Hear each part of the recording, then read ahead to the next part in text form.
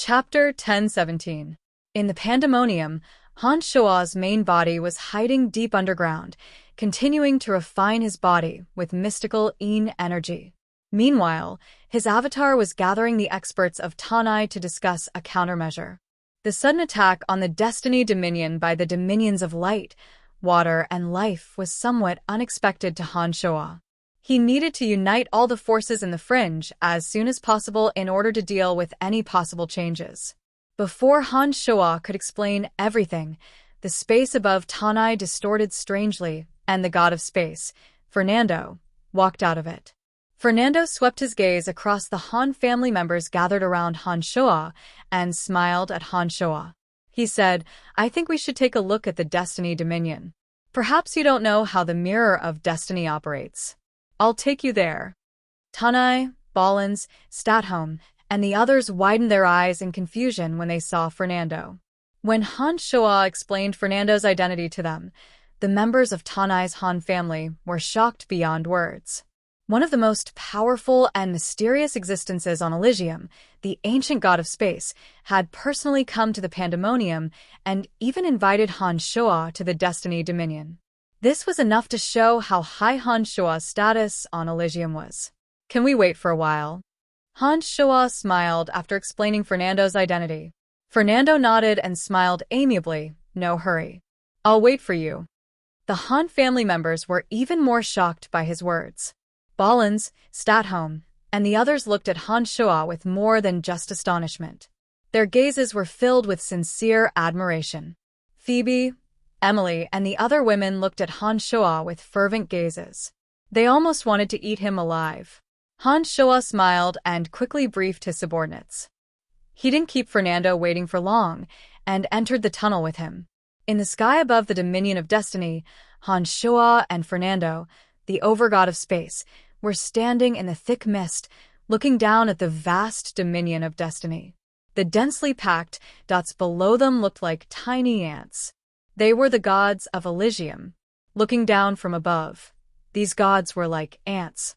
In the eyes of Han Shua and Fernando, they were like ants that they could wipe out with a wave of their hands.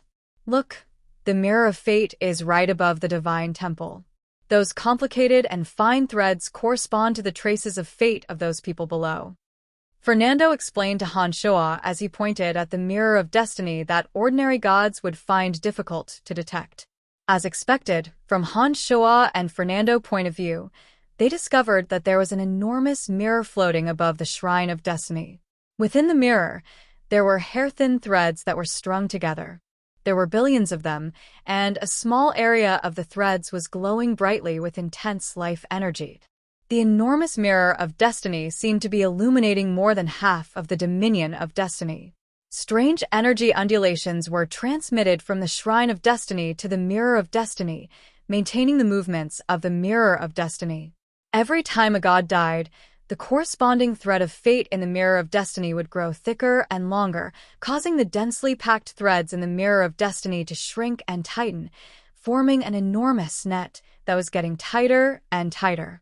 A fist-sized ball of light continued to emit colorful rays of light, and it was moving slowly. The ball of light had a strong suction force, as if it wanted to pull the densely packed threads in the mirror into the ball of light. That moving ball of light corresponds to Eternia. Wuxia has deliberately marked it out. Look, as the Sky Castle approaches, the threads in that area are gently swaying under its power, affected by the Sky Castle. Fernando sighed softly and continued, "However, its target isn't the ordinary gods on Elysium. Although it can affect those gods, ordinary gods can't sense it at all. Only the 12 of us can sense its gravitational force. Our quintessence is getting more and more out of control as the gravitational force increases. How does the Mirror of Destiny resist its gravitational force?" Han Shua furrowed his brows as he carefully observed the Mirror of Destiny. "Look carefully. Every time a god dies, the Mirror of Destiny will release their divine soul energy. The corresponding threads will grow thicker and longer, and the net will tighten and become denser. Wuxia has the ability to move the fates of the dead gods and weave them into a giant net that can resist the gravitational force of Eternia. The bigger and denser the net is, the greater the effect it will have on our quintessence, Fernando patiently explained to Han Shuo as he pointed in the direction of the ball of light that represented Eternia. Han Shuo took a closer look at the ball of light and found that it was indeed the case. As the gods died one after another, the originally sparse net gradually tightened and released a peculiar energy that counteracted part of the gravitational force of Eternia. Han Shuo nodded and said, "I didn't know that the power of destiny could be used in such a way. No wonder everyone says that the power of destiny is the most mysterious of the 12 profound forces." After hesitating for a moment, Han Shuo suddenly asked, "Can this giant net weaved by Wuxia also increase her power?" Han Shuo couldn't be blamed for having such doubts. Since Wuxia could use the power of destiny to connect with other people's divine soul energy to construct such a wondrous giant net, it was sufficient to prove that the net was incomparably wondrous.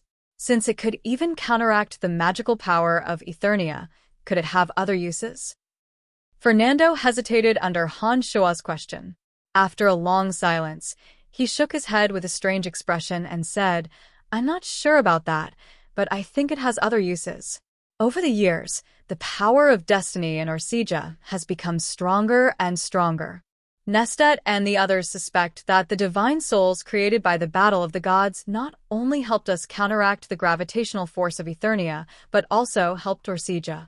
They secretly guess that Wuxia must be hiding something from us, but we all need the giant net to counteract the gravitational force of Eternia. Therefore, even if they had such doubts, none of them could ask her face to face. They could only bury their doubts in their hearts. Hearing Fernando's words, Han Shuo's heart thumped, and he nodded inwardly. He guessed that the other 11 quintessence over gods probably had some grudges. However, they all needed to rely on Wuxia's giant net to restrain the gravitational force of Eternia. In this regard, they could be considered to be asking Wuxia for help. Therefore, even if they had doubts and dissatisfaction in their hearts, they dared not mention it to Wuxia. "I think that the reason why the god of light, Astings, is the first to target the dominion of destiny must be because of this. Haha, Nestet and the others have probably been dissatisfied for a long time. After all, the dominion of destiny has never participated in the battle of the gods. It seems that Wuxia has reaped all the benefits. This time, since Wuxia has taken the initiative to say that the dominion of destiny can't avoid it, they have seized the opportunity and have a good excuse to vent their dissatisfaction." Fernando laughed gloatingly. From the looks of it, he must have accumulated a lot of dissatisfaction in his heart. After hesitating for a moment, Han Shuo guessed, "I think the divine soul this time needs to be filled by a god of destiny. Otherwise, Wuxia wouldn't let her subordinates sacrifice themselves." "Who knows?" Fernando smiled and said, "But this time, if Wuxia continues to look on coldly from the sidelines like before, I believe that Astings, Nestet, and the others will be cursing and swearing. After so many years, due to the losses suffered in the War of the Gods, their subordinates have never matured. There are only a few pseudo-overgod experts among them. How powerful! The dominion of destiny is indeed formidable to be able to withstand the combined forces of the dominions of light, life, and water." Han Shuo exclaimed as he squinted his eyes and looked at the ant-like crowd below. It was no wonder that Han Shuo was shocked. It turned out that the dominion of destiny had dispatched 7 old women holding star compasses. The 7 old women were peak late-stage high gods. But when the 7 of them used the star compasses to form the 7 star positions, they attracted the light of the stars from outer space to descend upon them. In an instant, the gods from the dominions of light, water, and life were slaughtered in droves. The power of destiny affects the orbits of the stars in the universe. Those 7 old women have followed Wuxia for many years. Even if they can never reach the realm of a pseudo-overgod with the help of the star compasses, they are no weaker than an average pseudo-overgod. When the 7 of them join forces, even we, quintessence overgods, would have a hard time dealing with them. Fernando let out a cold groan and said, "Wuxia sure has a good plan. She has so much power but never revealed it. Everyone thinks that the dominion of the god of light is the strongest force on the continent. This time, Wuxia has given Astyx a tight slap in the face. For a long time, outsiders thought that the dominion of the god of light was the strongest force. Back in the day, the three keepers of light had been waging war all over the world, forcing the other dominions to avoid them. For a time, the three keepers of light became synonymous with the strongest force below the quintessence over gods. However, even when the three keepers of light were in the limelight, they had never gone to the dominion of destiny to show off their might. Everyone thought that the three keepers of light were restrained by the god of light, Astyx, and did not go to the dominion of destiny for the sake of the goddess of destiny. Now, it seemed that this was not the case. It seemed that Astyx already knew how powerful the dominion of destiny was. If the three keepers of light had come to the dominion of destiny to stir up trouble, it was hard to say if the 7 old women with the star compasses would have been able to walk out of the dominion of destiny alive. Han Shuo was shocked by the power of the dominion of destiny. As he watched the 7 star compasses move out and the gods' souls disappear one by one, he suddenly had an idea. The cauldron of myriad demon could also absorb the power of souls. Could he use the cauldron of myriad demon to get a share from the mirror of destiny? Chapter 1018. Han Shuo found it hard to stand still. Ever since the demon generals collected by the cauldron of myriad demon transformed into his 13 avatars, the cauldron of myriad demon had run out of demon generals to use. If the cauldron of myriad demon wanted to maximize its power, the quantity and quality of demon generals played a crucial role. As the gods below perished, the threads of the mirror of destiny grew denser and tighter. Han Shuo was itching to snatch the divine souls from the goddess of destiny. However, the threads of the mirror of destiny corresponded to the threads of destiny and formed a giant net that could resist Eternia. If he used the cauldron of myriad demon to collect some of the divine souls, he might be able to reduce the power of the giant net and increase the suction force of Eternia on the quintessence, affecting all 12 quintessence over gods. If that happened, Han Shuo would become everyone's target. All of the quintessence over gods would glare at him, and some might even attack him. It was for this reason that Han Shuo did not say anything to Fernando, the overgod of space. He did not dare to make a move. Although he had all sorts of misgivings, he couldn't help but feel a little uncontrollable when the thought arose. The divine souls down there were so many of them that he was fatally tempted.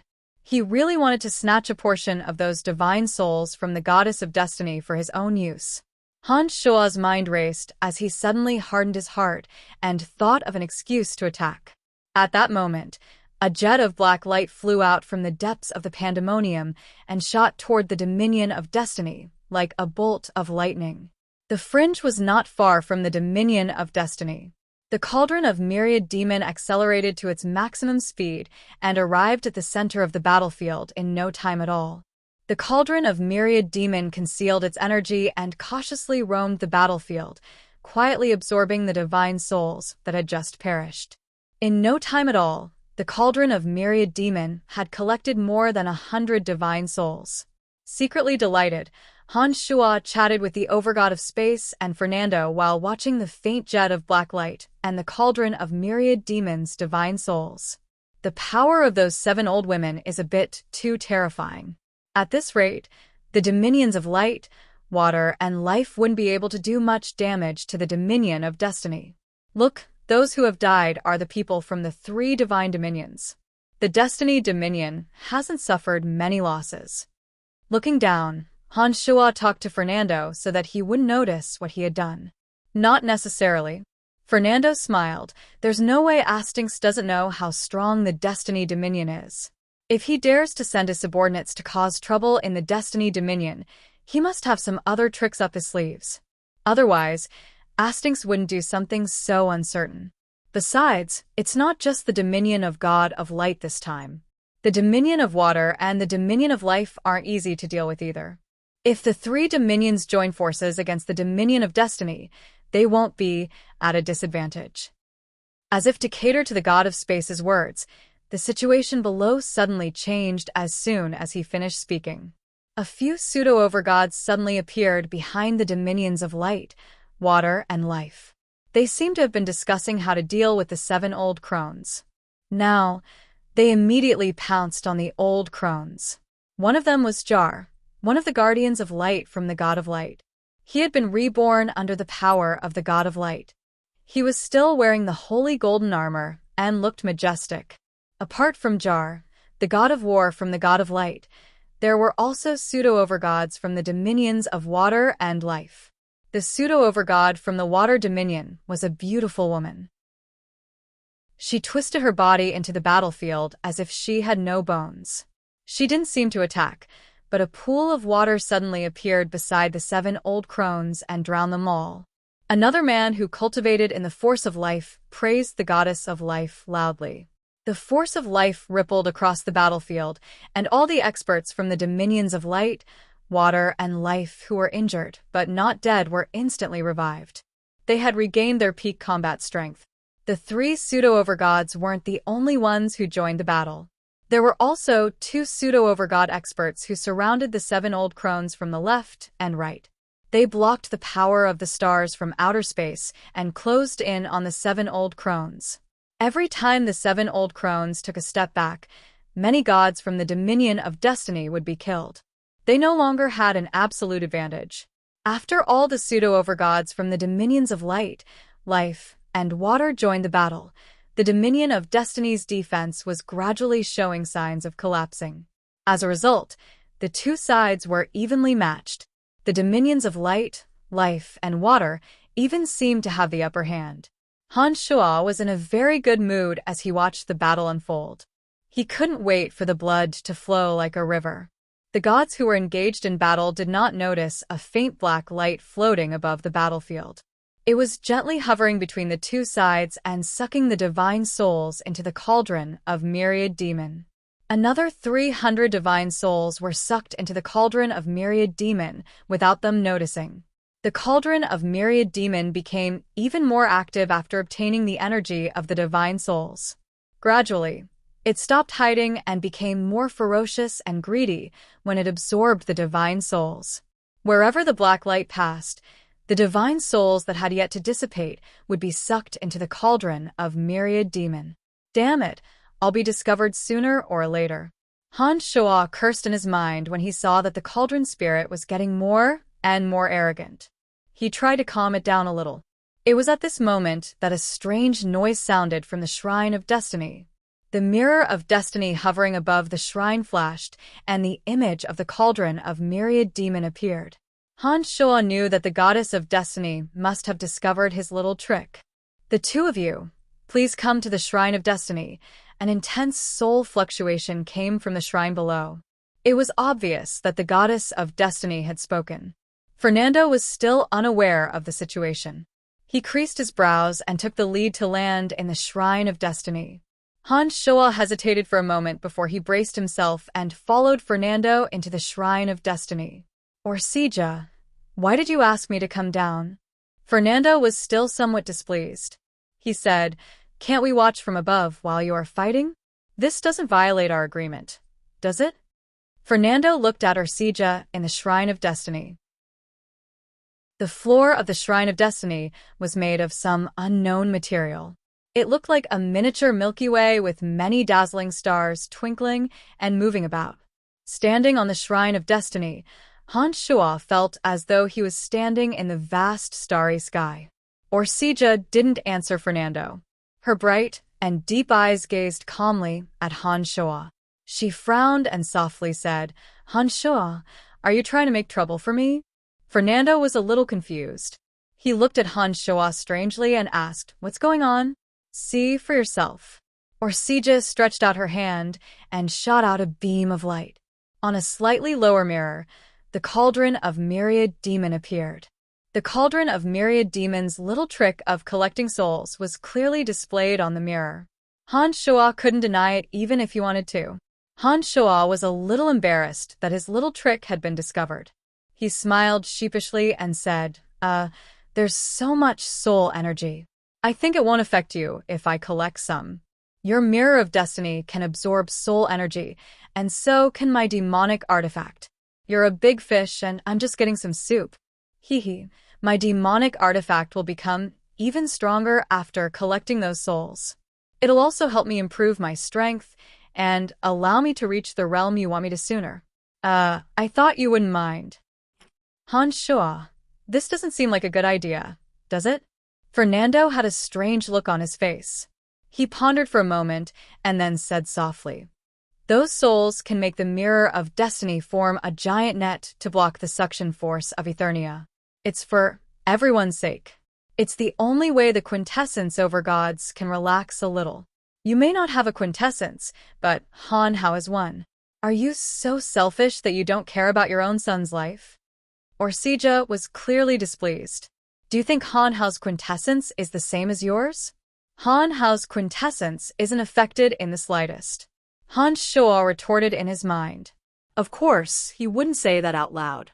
He forced a smile and said, "I was just going to collect a little bit. That guy is a little out of control.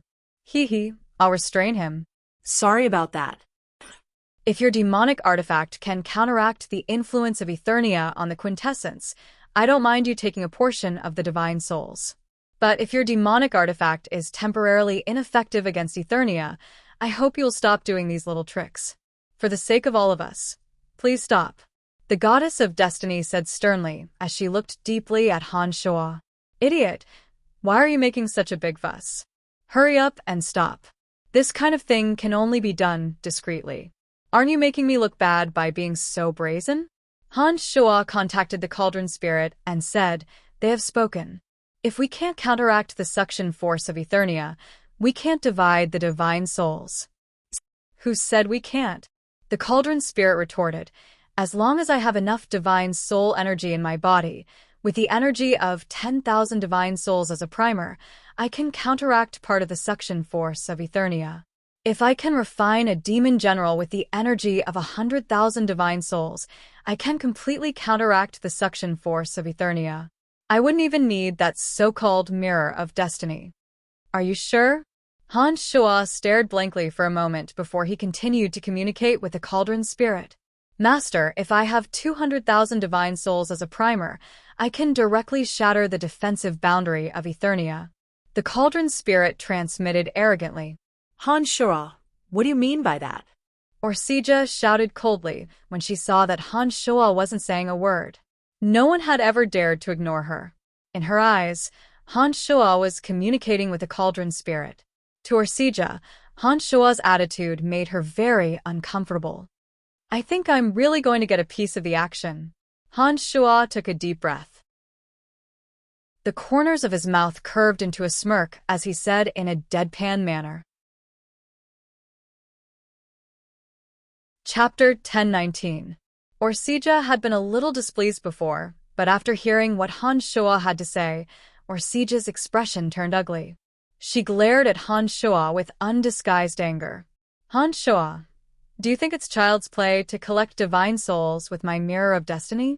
Without the power of those divine souls, Eternia will become more and more attractive to the quintessence. We'll all be dead before you can break through Eternia's barrier." Fernando, the god of space, frowned. He also felt that Han Shua was being a little ridiculous. However, Fernando still gave Han Shua some face. "Han Shua, you're putting all the quintessence over gods in a difficult position by doing this. Even if I don't do anything about it, others will come after you. When that happens, not only will Astings, the god of light, but even Nestet and Omphalos will be furious." Orsija might have been a little selfish in collecting divine souls, but the effect of her actions was clear for all to see. Without Orsija's mirror of destiny restraining Eternia, the 12 quintessence over gods would probably have collapsed a long time ago. Therefore, even though Astings, Nestet, and the others were suspicious of and dissatisfied with Orsija, they didn't dare to be careless when it came to the general situation. They obediently obeyed the goddess of destiny's orders, and only dared to make things difficult for Orsija in the details. Orsija and Fernando's reactions were just as Han Shua had expected. Grinning, Han Shua said in a relaxed manner, "Don't be angry. Let me finish." Seeing that Orsija and Fernando had calmed down, Han Shua continued, Didn't you just say that as long as I can counteract Eternia's influence on the quintessence, you'll let me collect divine souls? Orsija was a little surprised. She looked at Han Shoa with a questioning gaze. Are you saying that you can counteract Eternia's influence on the quintessence? Fernando was also extremely astonished. He looked at Han Shoa with uncertainty and said, Han Shoa, you can't say such things carelessly. If you're not careful, everyone will be finished. Do I look like the kind of person who would joke about something so important? Han Shoa said seriously. I can guarantee that as long as I collect enough divine souls, it can also counteract Eternia's influence on your quintessence. Not only that, if there are enough divine souls in it, opening Eternia will be a piece of cake. A strange glint flashed across Orsija's eyes. She seemed to be very agitated. She looked deeply at Han Shoa. After a while, Orsija spoke again. Are you sure that if your demon artifact absorbs enough divine souls, it can open a hole in Eternia's defensive boundary? Han Shoa nodded affirmatively. I'm sure. As long as there are enough divine souls, opening Eternia is a matter of course. Good, Orsija said softly. Her towering chest heaved up and down. She said firmly, I'll allow you to collect those divine souls. But if you can't break Eternia's boundary after collecting enough divine souls, you should know the consequences even if I don't do anything. Orsija glanced at Fernando. Her voice became calm. Fernando, this matter concerns all the quintessence over gods. Please gather everyone. Fernando nodded. He used the power of space to create a spatial tunnel out of thin air. He brought the other 10 quintessence over gods to the Shrine of Destiny. What now? Astings smiled peacefully. It was as if he hadn't summoned the people outside to attack the Destiny Dominion. Nestet looked puzzled. He looked at Fernando, then at Han Shoa. What's wrong? It seems like there's something important to discuss. Orsija frowned when she saw Astings, Manju, and Lena. She seemed displeased that the three of them were attacking the Destiny Dominion. She explained the situation to them when Nestet asked. Astings, Manju, and Nestet were in an uproar. They looked at Han Shoa suspiciously. Manju was the most impolite. She said coldly, Is this kid talking nonsense? This is no joke. If he's not confident, we'll all be in trouble with him. You're betting our future on this kid. Orsija, don't you think you're being too rash? Many had the same opinion as Manju. They didn't believe that Han Shoa had the strength to do so, so they voiced their doubts. Nestor, Amon, and Kratos furrowed their brows and didn't say anything. However, they seemed to feel that the situation was a little tricky and didn't speak up for Han Shoa. I don't know if he's telling the truth, but he said that he can open Eternia if he gathers enough divine souls. We should take a gamble. After all, we don't have much time. As long as there's a chance, we can't let it go. Orsija's voice returned to indifference. She pondered for a moment, then said, Just in case, I have an idea. I hope that the battle of the gods will be more intense this time. As long as we can double the number of divine souls, there shouldn't be a problem. Even if Han Shoa's idea doesn't work, my Mirror of Destiny can still counteract Eternia's power. However, the 12 divine realms will suffer double the losses. What do you think? That's a good idea. It's never wrong to be prepared for both sides. Nestet, who hadn't participated in the battle yet, immediately agreed to Orsija's suggestion. Omphalos, Gurado, and the god of space and time, Fernando, also nodded, indicating that he accepted the suggestion. Only the life, water, and light overgods didn't say a word. They were the ones who had suffered the most in this battle. If they followed Orsija's suggestion, it would mean that the battle would be even more intense, which wasn't a good thing for them. What do you say, Orsija? Asting's smile faded as he looked at the goddess of destiny solemnly. I think we can give it a try. If he can really open Eternia, it'll be worth it to sacrifice more divine souls. At the very least, we can protect ourselves and kill her before she comes out of Eternia, Orsija said. Astings, don't tell me you're afraid. Orsija isn't afraid, and you have the upper hand now. What are you worried about? Nestet mocked, gloating. All right. Astings shouted and laughed. Since you or Sija aren't afraid, why should I be? Manchu, Lena, we can't lose in terms of momentum. As he spoke, Astings looked at Ursija from the corner of his eyes, no longer concealing the provocation in his eyes. Manju and Lena, the two goddesses, had always listened to Astings' opinion. Hearing him say that, they nodded in agreement. Kid, if you can't open Eternia when the time comes, I'll let you know what it means to be better off dead than alive. Manju gnashed her teeth and glared at Han Shua, the culprit, coldly threatening him. Shrugging his shoulders, Han Shua was unperturbed by the compliments and humiliation. He chuckled. Don't worry, don't worry. I won't let you down. Damn it, when my main body ascends to the demonic master realm, I'll be the first to kill you, Han Shua thought. In that case, let's continue the game. I think there's no need to hold back. Attacking with all your might is the wisest move. Once there are enough divine souls dead, I will immediately inform everyone. Until then, let's plunge Elysium into chaos. Ursija said in a business-like manner. After finishing her speech, she coldly said, Everyone, please return to where you came from. The spatial tunnel is still there, so I won't be seeing you out. Astings and the others turned around and left without saying a word. Nestet, Omphalos, and Gurado gave Han Shua a meaningful glance, chuckled, and left. Just as Han Shua was about to leave with Fernando, the goddess of destiny, Ursija, suddenly said, I'll be the one collecting the divine souls in the dominion of destiny. There are battles going on in the dominions of light, life, and water. You go there. With the goddess of destiny here, there would naturally be conflicts if two people were to collect divine souls at the same time. Han Shua thought for a moment and felt that splitting up was indeed a good idea. He agreed and said, All right, I'll go to the dominion of God of Light.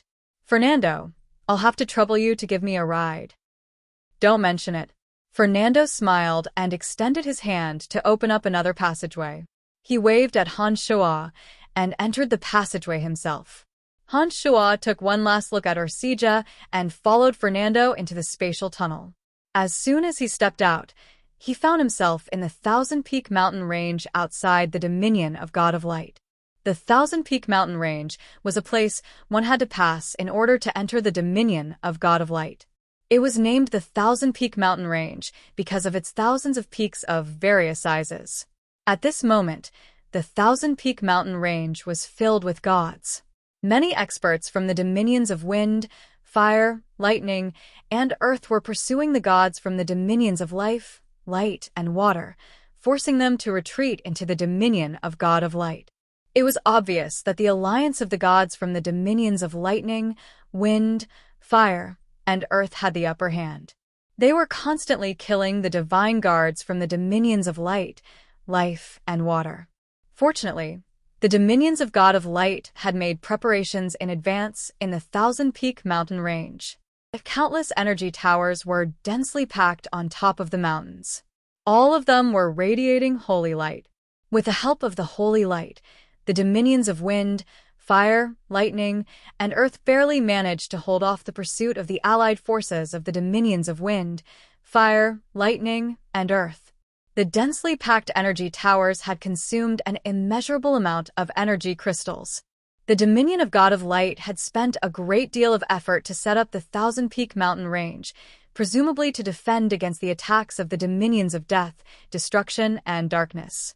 Little did they expect that the dominions of wind, fire, lightning, and earth would be one step ahead of them, forcing them to use the power of the Thousand Peak Mountain Range to defend.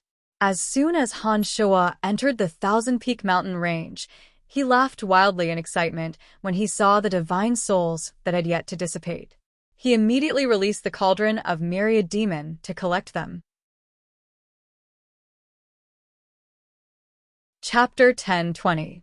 To Han Shua, the one thing he loved the most was the death of others. In Han Shua's eyes, the divine souls drifting in the air were like elixirs. If there was anyone more excited than Han Shua, it would undoubtedly be the cauldron of myriad demon. It transformed into a streak of black light and sped across the Thousand Peak Mountain Range at lightning speed. As Han Shua's natal demonic artifact, the cauldron of myriad demon grew stronger and stronger as Han Shua's state of mind changed. Although the one truly controlling the cauldron of myriad demon was Han Shua's body hidden deep in the pandemonium, the sentient cauldron of myriad demon could still unleash terrifying power, even without the help of Han Shua's body. Wherever the cauldron of myriad demon passed, the divine souls that had yet to dissipate were sucked into it. After circling around the 1,000-peak mountain range, 600 divine souls were sucked into the cauldron of myriad demon. The goddess of destiny, or Sija, kept her promise. The divine souls of the dead gods were still roaming around the 1,000-peak mountain range. Naturally, they couldn't escape Han Shua's clutches. The more intense the battle below, the more excited Han Shua became. Soon, the gods from the dominions of life, light, and water could no longer hold on. The energy towers in the 1,000-peak mountain range were almost depleted. At this point, it was clearly not a good idea to continue fighting the experts from the dominions of fire, lightning, wind, and earth. Therefore, they retreated. This way, the battle was no longer as intense. Under the cover of the energy towers in the 1,000-peak mountain range, the gods from the dominions of life, water, and light only suffered a few casualties. Under the pursuit of the experts from the dominions of earth, they ran in an orderly manner towards the first city of the god of light, Holy Light City. Han Shua, Nestet sent a message saying that they're going to attack the dominion of earth. Tell your men to gather at the dominion of destruction. As Han Shua watched the cauldron of myriad demon collect the divine souls with a smile, Fernando suddenly spoke. As the overgod of space and time, Fernando had personally created a dimensional mirror for Nestet, Omphalos, and Gurado. The three of them could use the dimensional mirror to contact him at any time, so Fernando knew their situation like the back of his hand. Oh. Han Shua stared blankly for a moment, then smiled and said, Nestet and the others really know how to pick the right time. I just took a look. Among the experts from the wind, fire, thunder, and earth dominions, the earth dominions have the most people. Of the wind, fire, lightning, and earth dominions, the destruction dominions were the closest. I believe that the earth dominions are the weakest right now. Even if they received the news, it would take a long time for the wind, fire, and lightning dominions to send divine guards to the earth dominions. That would be more than enough time for the earth dominions to suffer great losses. The wind, fire, lightning, and earth dominions have also picked the right time to attack the dominion of God of Light. Perhaps they thought that Nestet and the others would continue to watch from the sidelines. Haha, it seems that Nestet and the others are quite insidious. They're planning to cripple the earth dominions first, said Fernando with a faint smile. I will stay here and continue collecting divine souls. The divine guards in Pandemonium will immediately use the spatial matrix you created to rush to the destruction dominions to meet up with Nestet and Gurado's men. What about you? Will you return to the space dominion? Asked Han Shua. He very much agreed with Nestet and the others. Yes, I'll return to the space dominion and make some arrangements. Then, I'll go to the destruction dominions to look for Nestet and the others. If you need anything, just use the spatial mirror to communicate with me. I'll be there in an instant, said Fernando casually before he tore open a spatial rift and left. It's a blessing to have Fernando as an ally, thought Han Shua. In a large-scale battle like this, having an ally who could create spatial matrices and communicate with him at any time was simply too convenient. Fernando's role in this kind of battle was very obvious. With his participation, the forces on Han Shua's side could be gathered together at the fastest speed. The leaders could also communicate with each other without any hindrance and know each other's situation at any time. It was for this reason that Nestet and the others did not start a large-scale battle before they confirmed that Fernando was willing to join them. They only made small-scale probes with Asting's men. In the few battles of the gods that had taken place on Elysium, Nestet, Omphalos, and Gurado had lost more than they won. However, when Fernando participated in the battle, they had a huge advantage and won without any luck. Therefore, in the hearts of Nestet, Omphalos, and Gurado, Fernando was invaluable. The three of them would always pay attention to Fernando's opinion on some key issues. Only when Fernando agreed would they take action. After Fernando left, Han Shuo hid in the Thousand Peak mountain range with peace of mind and continued to use the Cauldron of Myriad Demon to collect the souls of those who died in battle. Even without his main body, the strength of Han Shuo's avatar was beyond the imagination of the participants. No one was able to detect Han Shuo's presence. On the other hand, Han Shuo's avatar in the depths of the pandemonium was using his powerful consciousness to send messages to the experts of the fringe, instructing Wuxia, Salas, Statholm, Ballins, and the others to gather the fiends of the fringe and return to the Destruction Dominion. Even though Han Shuo was deep underground, he could use his powerful consciousness to observe the situation in the fringe. Return to the Destruction Dominion?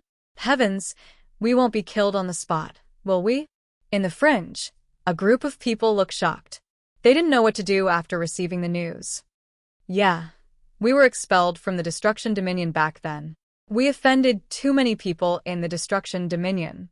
They said that we are never allowed to step into the Destruction Dominion, or they will kill us.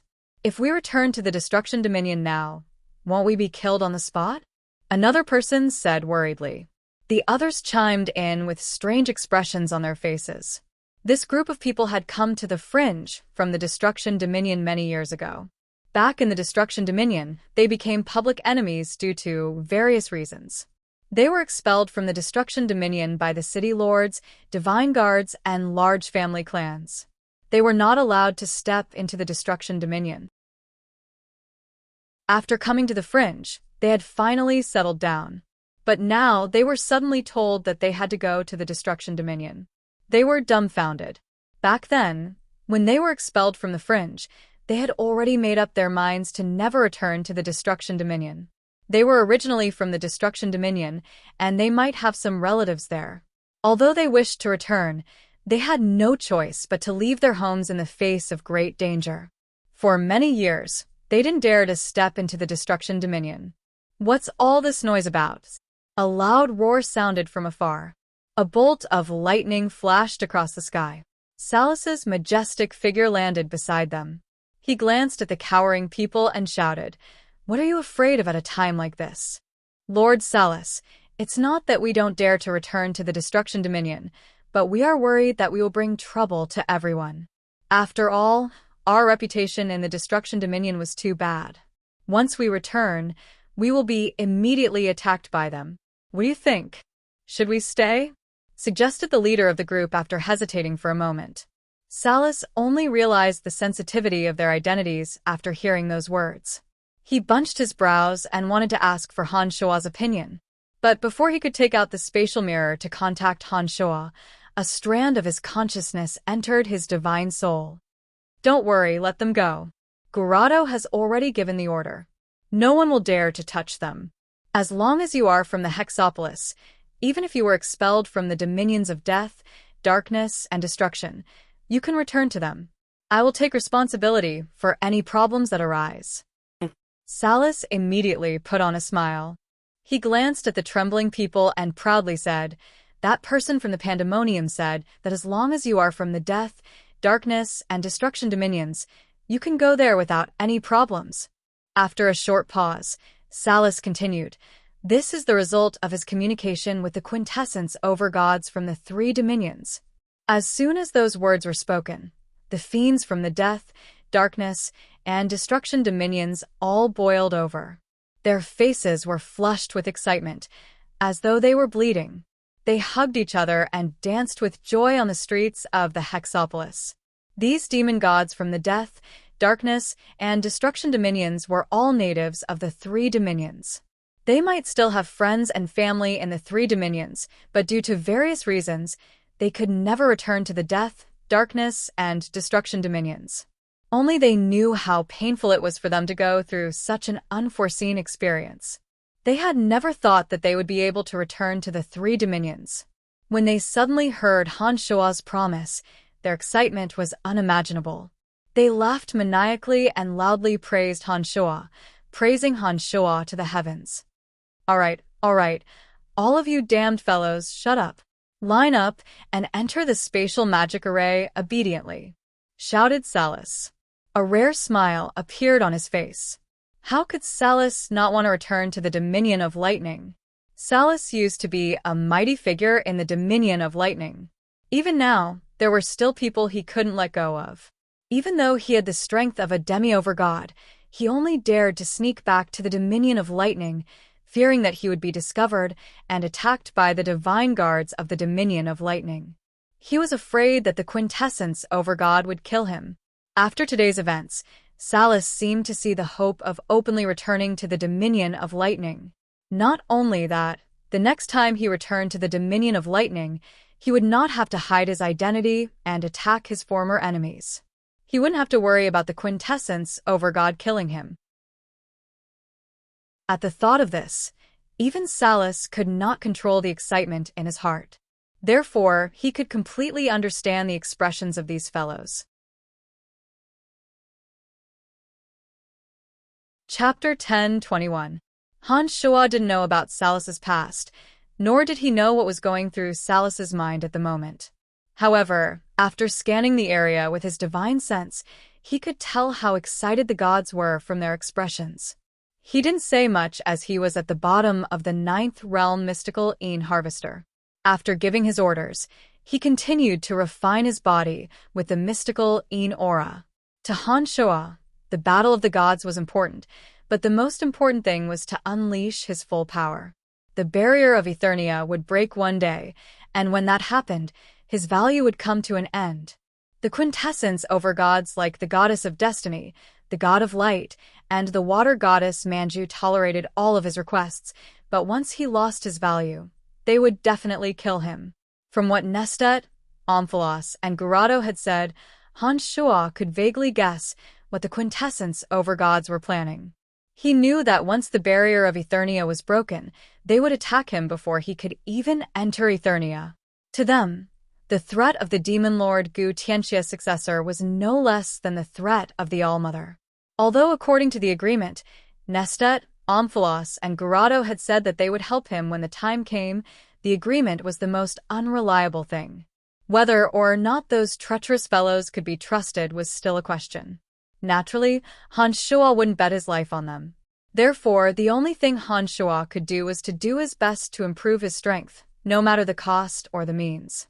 This was also why Han Shuo would rather risk offending all the quintessence over gods to get a share of the divine soul from the goddess of destiny, or Sija. Streams of electric light that were hard to be seen by naked eyes merged into Han Shuo's devil body, pulsating ceaselessly on Han Shuo's skin, flesh, pores, bones, internal organs, and even his brain. Han Shuo's body was like a bottomless black hole, sucking in all the Een energy. The enormous amount of mystical Een energy came from the energy that had been gathered on Elysium for countless years. With the help of the ninth realm mystical Een harvester, Han Shuo could gather the mystical Een energy to the greatest extent possible. In 200 years, the ninth realm mystical Een harvester would be able to absorb all the mystical Een energy on Elysium. As the mysterious Een chi entered his body, Han Shuo calmed himself down and became silent again, as if he had been petrified. His main body never left the pandemonium, while Han Shuo's avatar roamed around the dominions of light, life, and water. Whenever a battle broke out, Han Shuo's avatar would appear, and the cauldron of myriad demon would take the opportunity to absorb the souls of the dead. Time passed quickly. The battles on Elysium grew fiercer and fiercer. Han Shuo enjoyed it, using the cauldron of myriad demon to roam around the dominions of destiny. The dominions of light, life, and water had no choice but to withdraw their attacks on the dominion of destiny. The experts from the god of light, led by Jar, hastily returned before the dominion of destiny was destroyed. Jar and the others didn't have any spatial matrices they could use, so they were obviously at a disadvantage. By the time they returned to the god of light had suffered heavy losses. The experts from the dominions of darkness, death, destruction, and fringe, led by Yaris, Balans, and the others, went on a killing spree in the dominion of Earth. They destroyed several cities in the dominion of Earth and headed straight for the central shrine of the dominion of Earth. Little Skull's God Hunter subordinates didn't officially participate in the battle due to their sensitive identities, but they did their best to beat the enemy when they were down. Little Skull's God Hunter subordinates were like fish in water, taking advantage of the chaos in the Dominion of Earth.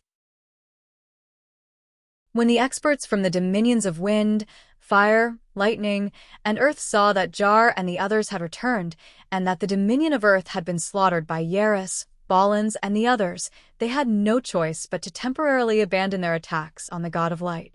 They ordered the experts from the Dominions of Wind, Fire, and Lightning to rush back to the Dominion of Earth while retreating from the Dominions of God of Light. In this battle that engulfed the entire Elysium, there was one faction that stood out like a sore thumb: the Han family Demon Guards. The Han family Demon Guards, who came out from the 8 Desolation and Torment formation, numbered only 1,000 or so. But it was these Demon Guards that had performed miraculously in the battle. The 1,000 Demon Guards from the Han family were like an incomparably sharp blade that pierced straight into the heart of the Dominion of Earth. Any Divine Guard from the Dominion of Earth who ran into the 1,000 Demon Guards from the Han family would be utterly annihilated. Even though there were only 1,000 Demon Guards, they were able to cooperate with each other with incredible rapport. With the help of all kinds of small-scale demonic formations, the 1,000 Demon Guards from the Han family were able to maximize their group strength. It was precisely because of the existence of the 1,000 Demon Guards from the Han family that Yaris and the others were able to rampage through the Dominion of Earth as though there was no one else around. In no time at all, the reputation of the Han family Demon Guards spread across the entire Elysium. All the Divine Guards in the battlefield knew of this army that was as sharp as a butcher's knife. The experts from the Dominions of Wind, Fire, and Lightning were all frightened out of their wits. They hastily gathered their forces and secretly sent people to observe the 1,000 Demon Guards from the Han family, hoping to find a way to resolve the situation in the upcoming battle. Because of the 1,000 Demon Guards from the Han family, all the Divine Guards on Elysium realized the importance of teamwork. They started putting an effort in this aspect, hoping to shorten the gap between them and the Han family Demon Guards. The war was still ongoing. More than 10,000 gods had died on Elysium. About 7,000 divine souls had been collected by Wuxia. Although Han Shoa had Fernando's help, he had only managed to collect about 3,000 divine souls. But even with only 3,000 divine souls, Han Shoa could sense that the cauldron of myriad demons' power was growing stronger. After more than half of the divine souls were refined into demon generals, the connection between Han Shoa's body and the cauldron of myriad demon could no longer be broken on Elysium. Although Han Shoa's body was deep beneath the pandemonium, through the connection between him and the cauldron of myriad demon, he knew the situation on Elysium like the back of his hand. With a single thought, the cauldron of myriad demon would respond accordingly and collect large amounts of divine souls. At this point, the souls of Han Shoa's avatars were no longer of much use. The avatars that were formed from the energies of this world were still unable to fuse completely. Although the 2 souls came from the demon generals inside the cauldron of myriad demon, they could not control the cauldron with ease. They still needed Han Shoa's body to command them. One day, the idol Han Shoa's avatar returned to the pandemonium. Just as he landed, Rose suddenly came up to him. She looked at Han Shoa's avatar and said, "Brian, I have something to tell you." Chapter 10:22. Han Shoa felt his scalp go numb. With a bitter face, he followed Rose to a protruding hill in the pandemonium. This hill was one of the bases of the 9th realm mystical Een Harvester. Usually, no one would come to this place due to its remote location. Landing on the small peak, Han Shoa couldn't help but smile wryly as he looked at the hesitant Rose with knitted brows. He truly didn't know what to say. After a long moment of silence, Rose turned her gaze to Han Shoa and said indifferently, "Brian, our master-slave contract hasn't been dissolved yet, right?" Han Shoa secretly heaved a sigh of relief. "So that's how it is. It can be dissolved at any time." "Haha, why don't I dissolve it for you right now?" Han Shoa hastily said with a smile. "Okay," Rose nodded lightly. Tanai's main body, who was in the pandemonium, moved his consciousness and broke the soul bond that bound the two of them. The so-called soul contract was nothing to the current Han Shoa. The soul contract was actually an alternative form of the power of destiny. When they formed the soul contract, the goddess of destiny could obtain a portion of the power through the soul contract and use the mirror of destiny to twist their destinies. However, when Han Shoa became a demon lord, his destiny was no longer under the control of Wuxia, the goddess of destiny. The reason why the soul contract between him and Rose was that Han Shoa had deliberately left it there. Therefore, Han Shoa moved his consciousness, and the soul contract was dissolved. "So, we are equal now," murmured Rose. Then, she bravely looked at Han Shoa and said seriously, "I don't want to be your slave. I want to be like Emily, like Phoebe. Brian, you know what I mean." Han Shoa, who had just heaved a sigh of relief, was stunned when he heard Rose's words. He forced a smile and said awkwardly, "Rose, what are you talking about?" Given the strength of Han Shoa's consciousness and the existence of the soul contract, how could he not know Rose's feelings? "You know what I'm thinking. Don't try to pretend." Rose coldly groaned and glared at Han Shoa. She exposed him. "You have a soul link with me. You know what I'm thinking. Stop pretending." Han Shoa was dumbfounded. After a long silence, he shook his head and said with a bitter smile, "Why are you acting like this? You've been in pandemonium for so long. You should know that I don't have the time to accompany Emily and the others. I've been spending all my time on cultivation. Following me is akin to jumping into a sea of misery. Why bother?" "I don't care." Rose looked straight at Han Shoa and said word by word, "Even if it is the endless sea of bitterness, it is my choice." Rose took a deep breath. Her ample bosom heaved up and down as though she was afraid to accept the result. She lowered her head and said, "Just tell me if you can or can't." Back in the Darkness Dominion, it was Rose who had always been by his side. Whether it was in the City of Shadows or the battle at Hushvale City, it was Rose who stood by his side. After he arrived at the Fringe, it was also Rose who helped him recruit Romont, Zovik, and the others. She had been a great help to him. Han Shoa was a sentimental person. After spending so many years together, he had always lacked the willpower to refuse a woman. What could Han Shoa do when Rose looked him in the eye and demanded an answer? After thinking for a moment, Han Shoa put on a bitter smile and said, "There are so many of them. I don't mind adding you to the list. However, my time is dwindling, and I won't have many chances to spend time with you. You are just asking for trouble." Rose, who had her head lowered, did not dare to look at Han Shoa. But when she heard Han Shoa's words, she suddenly raised her hand and looked at Han Shoa with glowing eyes. Sometimes, all she needed was an answer, not an everlasting companion. Han Shoa, like Emily, Rose, and the others, did not have the chance to enjoy the pleasures of having women in his arms. Although Tanai had a lot of women, none of them were willing to let Han Shoa, his avatar, touch them. Although it felt good to have a pure spirit, Han Shoa felt that something was missing. Even though Han Shoa was in the pandemonium, he had to receive a lot of news from Nestet, Omphalos, and Gurado every day. Balans, Sanguiner, and the others were never afraid to disturb him. They would report every step of the battle to him in detail through the spatial mirror. The Allied forces led by the Dominions of Darkness, Death, Destruction, and Chaos rampaged through the Dominion of Earth, killing many gods in the Dominion of Earth. When the Allied forces of the Dominions of Wind, Fire, Lightning, and Earth were forced to retreat from the Dominion of God of Light, Han Shoa had also moved the Cauldron of Myriad Demon from the Dominion of God of Light to the Dominion of Earth. The battle in the Dominion of Destiny had temporarily calmed down. The Goddess of Destiny, Wuxia, had also turned her attention to the Dominion of Earth, which was about to erupt. As such, it was inevitable that Han Shoa and Wuxia would have to fight over the divine souls of the slain gods. Fortunately, the two of them were quite self-aware. Whenever they saw the other party collecting divine souls in a certain area, the other would immediately move to another location.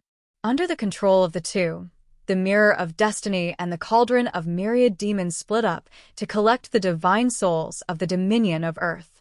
Finally, the elites of the dominions of wind, fire, lightning, and earth, who had ventured deep into the dominion of God of Light, joined forces with the gods originally stationed in the dominions of wind, fire, lightning, and marched into the dominion of earth. The two powerful forces officially clashed. With the dominions of wind, fire, lightning, and earth on one side and the dominions of death, destruction, darkness, and fringe on the other, a great war broke out in the dominion of earth. The dominion of earth, Red Earth City. The gods of the dominions of wind, fire, lightning, and earth stood densely on the city gates. Their energy crystal cannons fired blazing energy crystals at the city gates. Outside Crimson Earth City, the gods of death, darkness, destruction, and fringe, led by Yaris, Balans, Sanguis, and the others, were charging towards Crimson Earth City without a care for their own safety. They were trying to annihilate every god in the city. Among them, the 1,000 demon guards of the Han family of Pandemonium were the most eye-catching. They were lined up in an orderly formation. Led by Balans, Sanguiner, and Gilbert, the 1,000 demon guards of the Han family were like a sharp knife stabbing into Red Earth City. The Han family demon guards were able to calmly dodge the energy crystal cannons fired from above Red Earth City, maintaining a steady speed as they charged towards Red Earth City. Brian was able to become the master of the Pandemonium in such a short time and gain the recognition of the quintessence over God. It was no mere fluke. Yaris, who was charging from the other side, sighed deeply when he saw the Han family demon guards advancing triumphantly. I'm afraid I can't call him by his name anymore. The Lord of Blackwater curled his lips and said softly, "It seems that it wasn't a shame that we lost him back then. I've already regarded that battle with him as an honor." The Lord of Blackrock City shouted. His eyes glowed with divine light. "That's right. Even if we lose, it will be a lifelong honor to have the opportunity to fight such a character." Yaris nodded and smiled. He took the lead and said, "Hurry up, the fringe dwellers have stolen the limelight. Don't wait for the Overgod to blame us for our incompetence." Upon hearing Yaris' words, the experts of the Dominion of Darkness charged forward with all their might. One after another, they swarmed towards Red Earth City. "We've broken through." Ha ha.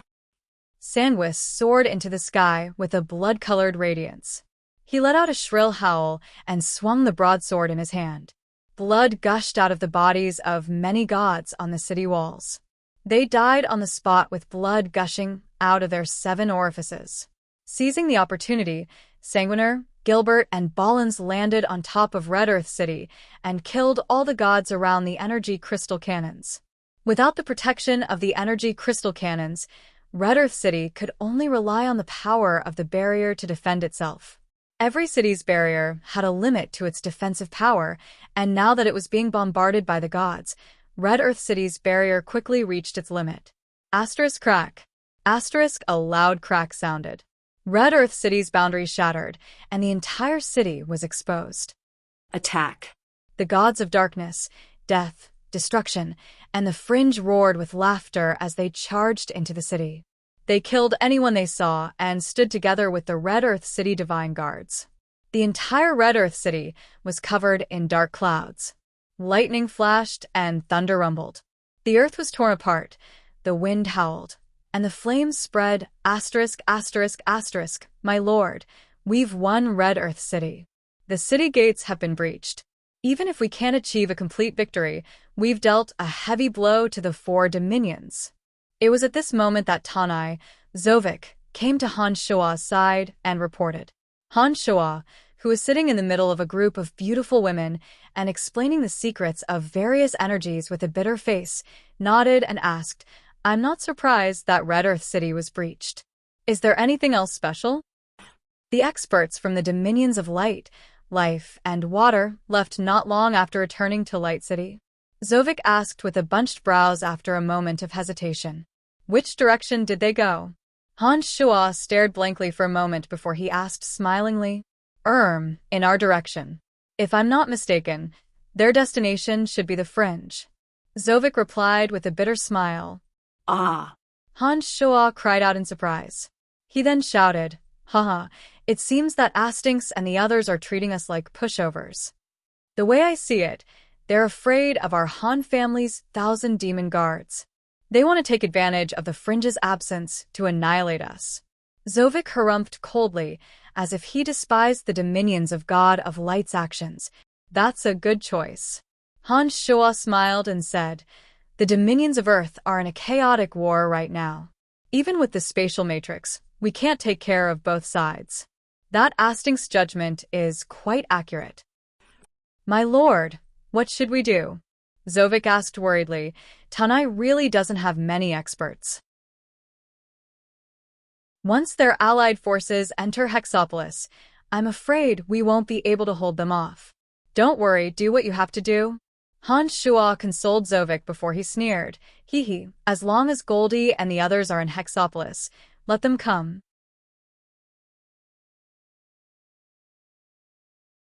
Chapter 10:23. In the end, Zovik did not inform anyone of the crisis in Hexopolis. He only informed the 5 elite zombies of the light, life, and water dominions of the future. Just like Han Shua, Han Jin arrogantly declared, let them come. Just as arrogant as his father was, so was his son. The battle in the Dominion of Earth grew more and more intense. Experts from all 7 dominions and the Fringe joined the fray. The 1,000 demon guards from the Han family of the Fringe shone brilliantly and played an extremely important role in the battle. Salus, Wasis, and the fiendish gods under their command also performed extraordinarily well in the battle. Every god from the Fringe was a ferocious individual who would fight with their lives on the line. They demonstrated to Yaris what true savagery was. The experts from the Space Dominion under Fernando's command did not participate in the battle. Instead, they patrolled the destruction, darkness, and the Fringe to deal with any unexpected incidents. The dominions of light, life, and water could launch a surprise attack on the Dominion of Destiny. The dominions of earth, wind, fire, and lightning could launch a surprise attack on the God of Light. Since Yaris and his companions had launched a surprise attack on the Dominion of Earth, the dominions of darkness, death, destruction, and the Fringe could also be conquered at any time. To prevent themselves from suffering a similar attack, the dominions of darkness, death, destruction, space, and Fringe agreed to send reinforcements from the Space Dominion. As cultivators of the divine energy of space, and with the help of a spatial matrix, they could maximize their speed. If any of the dominions were to be attacked, they would be able to reach them immediately. Apart from that, the gods from the Space Dominion were also responsible for collecting information from other dominions. Zovik received the news that the dominions of life, space, and water had marched to the Fringe from none other than McKinley of the Space Dominion. After McKinley relayed the news to the Fringe, he immediately joined forces with the city lords of the other 2 cities and rapidly assembled the forces of the 3 dominions, ready to send reinforcements to the Fringe at a moment's notice. As expected, when the battle in the Dominion of Earth reached its climax, the allied army formed by the dominions of life, light, and water finally marched into the Fringe. They advanced at the fastest speed possible and arrived at the Chaos Demonic City in just 7 days. Chaos Demonic City on the city walls. Han Jin, Han Shui, Han Mu, Han Jin, and Han Hu stood in 5 different directions, each taking in one of the city walls. Inside Hexopolis, at the center of the enormous planar spatial magic array, one figure after another appeared. As soon as these gods from the Dominion of Space enter Hexopolis, they use the power of spatial teleportation to fill in every corner of the city, filling in the gaps in the city's defenses. Huh? Why are you here? Han Jin asked curiously as he looked at McKinley, who had teleported to his side. Haha, our Space Dominion's responsibility is to provide support to the other dominions at all times. Now that the dominions of darkness, death, and destruction are safe and sound, it's only the Fringe that's under attack. After a short pause, McKinley smiled and continued, even if all 3 dominions are under attack at the same time, I will still choose the Fringe to salvage the situation. McKinley and the Han family had a close relationship. Han Shoa had offended the god of light, Astings, for McKinley's sake. He had even pulverized Jar, one of the three keepers of the light, for the Han family. Han Jin, let me introduce you. This is Care. He has come specifically for Jar. Haha, of course, I will also deal with Jar, but I'm afraid I won't be a match for Jar. McKinley smiled as he introduced to Han Jin a long-bearded, white-haired old man. He cultivated in the Edict of Space and had returned to Elysium after a long journey through space. He was sent by Fernando to fight Jar. Nice to meet you. Han Jin greeted the old man with a smile. Shortly after, he said, "It seems that Jar is dead for sure." McKinley and Care shared a similar smile. They looked at the approaching army of the Dominions of Light, Life, and Water and asked, "How should we deal with them?" "Just watch.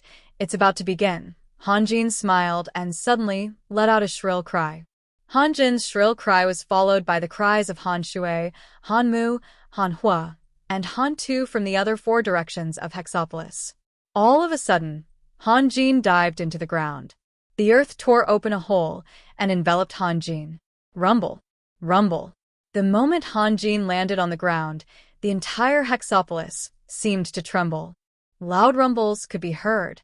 Suddenly, right in the middle of the Dominions of Light, Life, and Water, the earth started tearing apart and sinking deep.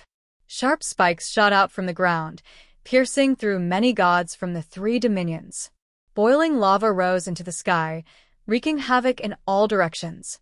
An enormous mass of black light exploded in the middle of the dominions. Many of them were blasted into nothingness, their souls dispersing. In that instant, apart from the pandemonium, the entire world seemed to have changed. Thick black clouds covered the entire sky, blocking out all light. Amidst the oppressive dark clouds, streaks of black light and icicles rained down, pulverizing many more gods from the three dominions. The world seemed to have returned to a state of deathly stillness. The penta-elemental undead formation was pushed to its limit. The penta-elemental undead formation was activated to the extreme. It was like an incomparably huge killing machine, leaving no survivors wherever it passed. The allied forces from the three celestial realms were torn to shreds, their souls flying into the void one after another. McKinley and Care, the two experts from the Space Dominion, had prepared a plan and were about to discuss it with Han Jin. However, they found out that the battle had broken out in the blink of an eye. The two did not even see anyone from Hexopolis making a move. What the fuck is going on? After a while, Care, a pseudo-overgod from the Space Dominion who had always been gentle and refined, cursed. McKinley's face turned bitter. He shook his head and sighed. "I told you that the Han family of Pandemonium is extremely powerful. Do you believe me now?" Care was stunned. He stared blankly for a moment before he shouted, "Isn't this a little too much? I didn't even see anyone enter the battlefield. Isn't such destructive power something only quintessence overgods can possess? Is it because I've been away from Elysium for too long that I can't keep up with the times?" After hesitating for a long time, Carrie stared blankly at McKinley and said, "Are they breaking the rules by doing this? Will the quintessence overgods participate?" "How would I know?" McKinley forced a smile. Ever since the last battle in the Fringe, apart from Han Jin, who advanced further in the crystal explosion in Hexopolis, the other four elite zombies had each obtained a pseudo-overgod's divine soul. When Pandemonium Tanai's ninth realm mystical Een harvester took shape, the elite zombies, with the exception of Han Shoa, got a share. With the help of Pandemonium Tanai's vast mystical Een aura and a pseudo-overgod's quintessence, the elite zombies broke through to new realms. Now, even in a one-on-one battle, the elite zombies were no weaker than an average pseudo-overgod. When the elite zombies joined forces to form the penta-elemental undead formation, their strength would increase by more than 5 times. The elite zombies were extremely unique life forms. When the energy they cultivated fused with the profound edicts of this world, the power they could generate when they deployed the penta-elemental undead formation was earth-shattering. This was also why Han Shua said that as long as the elite zombies were present, the gods from the dominions of light, life, and water could do whatever they wanted. McKinley and Carey weren't the only ones who were flabbergasted. Even the gods who were originally stationed in Hexopolis were dumbfounded. They couldn't believe their eyes. Although the 5 elite zombies rarely roamed around Hexopolis, many people knew who they were. When they saw the 5 elite zombies suddenly unleash a terrifying wave of destruction, the people of Hexopolis and the reinforcements from the Overgod of Space were dumbfounded. Lord McKinley, experts from the Destiny Dominion have arrived at the fringe. Suddenly, a cry of surprise came from McKinley's magical mirror. McKinley was startled. He immediately contacted the transmitter and learned that the experts from the Destiny Dominion had managed to evade the eyes of the Space Dominion and were heading towards the fringe. The fringe was located between the Destiny Dominion and the Space Dominion. The distance between the fringe and the Destiny Dominion was even smaller. They could reach the fringe in no time at all. This is bad. It seems that the Destiny Dominion is taking this opportunity to attack the fringe, McKinley cried to Care. It is also possible that the Destiny Dominion is targeting the dominions of light, life, and water. After all, the dominions of light, life, and water were the first to attack. Care bunched his brows and said, but, given the Destiny Dominion's modus operandi, it is most likely that they are trying to take advantage of the situation and attack the experts from the fringe and the dominions of light, life, and water. Humph. McKinley sneered and said, if they want to take advantage of the situation, they'll have to get past us first. McKinley, don't be rash. Care frowned and shouted. Even the allied forces of the dominions of light, life, and water couldn't gain the upper hand against the Destiny Dominion. I'm afraid we are no match for them. Why don't we quickly contact the experts from the dominions of darkness, death, and destruction, and have them come to the fringe? McKinley calmed down after hearing Care's reminder. He thought for a moment and said, this is the safest way. Let's do it. My lord, the gods of the Destiny Dominion have retreated again. A voice suddenly sounded from the magical mirror. What? McKinley and Care exclaimed in unison. They exchanged a glance and smiled bitterly as they looked at the huge commotion outside the fringe Hexopolis. They suddenly understood why the gods of the Destiny Dominion had retreated. If they were in the fringe Hexopolis shoes, they would have chosen to retreat as well.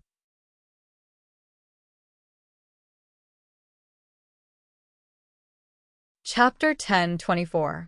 The gods from the Dominion of Destiny had arrived abruptly and left without a trace. McKinley and Carey had already prepared themselves for a bloody battle. After all, the Dominion of Destiny was a force to be reckoned with. Neither of them dared to underestimate the dominion of light, life, and water. The Dominion of Destiny was the most powerful dominion on Elysium. McKinley quietly put away the magic mirror in his hand. He had a bitter smile on his face as he stared at the experts from the light, life, and water dominions, whose numbers continued to decrease amid the destructive power. For a time, he didn't know what to say. McKinley had known all along that Han Shua must have grasped a tremendous amount of power. But he did not expect that Han Shua's power would be this strong. Han Jin, Han Shui, Han Mu, Han Hua, and Han Tu, all of whom possessed demi-overgod strength, were wreaking havoc outside Hexopolis with the help of the Pentaelemental Undead Formation. It was at this moment that Pandemonium Tanai and Pandemonium arrived. As soon as Astinx, the god of light, and Manju, the water goddess, entered Pandemonium, Han Shua's avatar in the depths of the valley immediately sensed their presence. His avatar in Tanai welcomed them. What an honored guest, Han Shua laughed heartily. Tanai looked at Astinx, the water goddess, and Manju, the water goddess. Han Shua, you are breaking the rules. Astinx said in a deep voice, his smile gone. At the same time, Han Shua, who was deep underground, sensed that the goddess of life had arrived at Hexopolis. She unleashed an incomparably powerful storm of life, first restoring the life force of the gods whose souls had yet to leave the dominions of life, light, and water. Then, She used the storm of life to disrupt the souls of the 5 elite zombies so that they could no longer maintain the penta-elemental undead formation. Han Shua's face jolted and he shouted, "Astings, Manzhou, what is the meaning of this?" After Han Shua shouted, he immediately contacted Fernando, the god of space. Before Astings, the god of light, could reply, a dimensional tunnel formed in Tanai. Fernando, Nestet, Omphalos, and Gurado appeared and glared at Astings and Manzhou. What did those 5 do outside Hexopolis? Manzhou shrieked. Half of the allied army of the 3 dominions have been killed by those 5. Isn't this breaking the rules? Manzhou's shriek stunned Fernando, Nestet, Omphalos, and Gurado. They had no idea what was going on. It was only after hearing Manzhou's words that they put on a puzzled look. Fernando looked at Han Shua and asked, "Is that true?" Han Shua nodded and shouted at Astings and Manzhou, "Those 5 all possess demi-overgod strength. Not a single one of them possesses the power of a quintessence. There are also quite a few demi-overgod experts among the invading gods. How did I break the rules?" Individually, the 5 of them possess the power of a demi-overgod. However, when they join forces, they possess the power of half a quintessence. Astings was enraged and lost his usual composure. He shouted, "If this goes on, what's the point of fighting the war of the gods? If the 5 of them join forces, they can practically wipe out all the dominions. What's the point of this war?" "That's right." Another soft exclamation came from outside. It was Orsija, the goddess of destiny, who had not used the spatial passage to enter the pandemonium. She looked at Han Shua and said, "When the 5 of them join forces, their power is indeed far greater than half a demi-overgods. However, it's not just the power of 5 demi-overgods. Han Shua, if this goes on, the war of the gods will be meaningless. It will become a massacre in the fringe." Upon hearing the goddess of destiny's words, Astings and Manzhou hurriedly chimed in and attacked Han Shua with righteous words. Fernando, Nestet, Omphalos, and Gurado were on Han Shua's side. They immediately started arguing with Han Shua. The 6 quintessence over gods and Han Shua started arguing in the pandemonium. For a moment, no one could gain the upper hand. After a long while, the goddess of destiny realized that this wasn't going to work. She had no choice but to suggest to Fernando, "Let's do it the same way." The 12 quintessence over gods had ruled over Elysium for a very long time. It was common for them to have disagreements with each other. Whenever they disagreed, they would use the method of everyone expressing their opinions. Fernando knew that it wouldn't be beneficial for them to have more people express their opinions, but he had no choice. The rules that had been in place for many years couldn't be changed. He had no choice but to create more spatial passages and send more quintessence over gods to the pandemonium. Just as Han Shua had expected, other than Han Shua and his allies, Fernando, Nestet, Omphalos, and Gurado, the other quintessence over gods all rebuked Han Shua righteously and sternly stopped Han Shua's tyrannical behavior.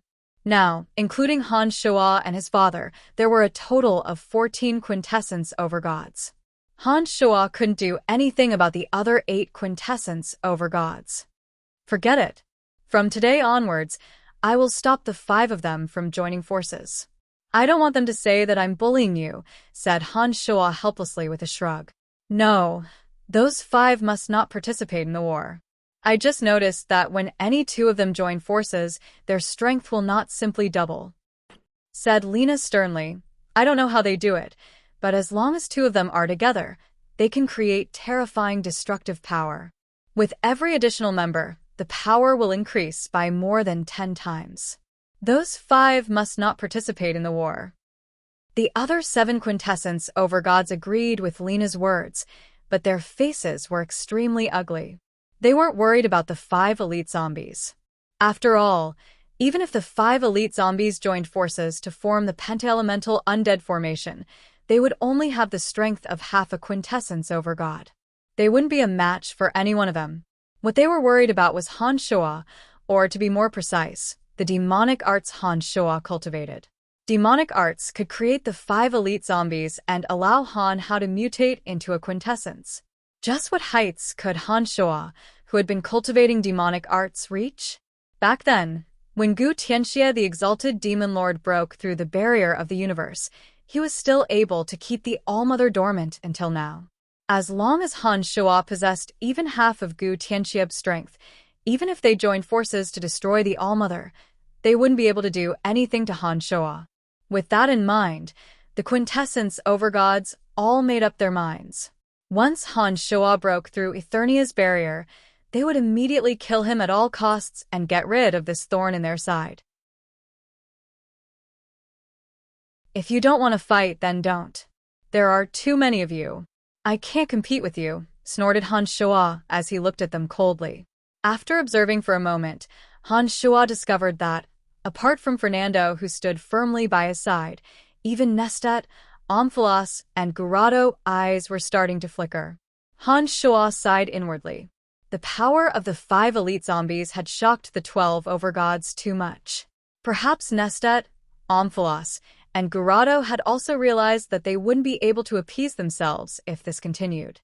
Therefore, they had started to seriously consider what to do after they destroyed the creator deities. Han Shua knew that he couldn't provoke them right now. Otherwise, if things went awry, he would suffer great losses even before the barrier of Eternia was broken. All right then. The 5 of them can no longer participate in the battle, but we can continue the battle, the goddess of destiny announced. Wuxia, how much more do you need? Hastings felt a pang in his heart. This time, the dominions of light, life, and water had suffered great losses at the hands of the 5 elite zombies. They were the first to start the war and had already suffered great losses at the Dominion of Destiny. Then, the dominions of wind, fire, lightning, and earth attacked the dominions of God of Light, causing them to suffer great losses once more. At this point, Hastings had no choice but to consider the 3 dominions. He was already thinking of retreating. I'm almost there. I just don't know how much more he needs. Wuxia seemed determined to divert the anger of the crowd onto Han Shua. She glanced at Han Shua and said indifferently, "How much more do you need?" Hastings, Lina, and Manzhou glared at Han Shua and shouted at the same time. Soon, soon. Han Shua's expression was awkward as he smiled sheepishly. He knew that Hastings and the other 2 were in a foul mood. The 4 overgods of earth, wind, fire, and lightning, who had also suffered great losses, were just as upset. If he said that the more the merrier, he would immediately be attacked by the crowd. Therefore, he had no choice but to go along with Wuxia. If I don't have any gods at my disposal in the dominions of God of Light, don't blame me for breaking the rules and leaving all of you with no one to fight. Hastings coldly groaned and left angrily. Manzhou and Lina glared at Han Shua and followed Hastings out of the pandemonium.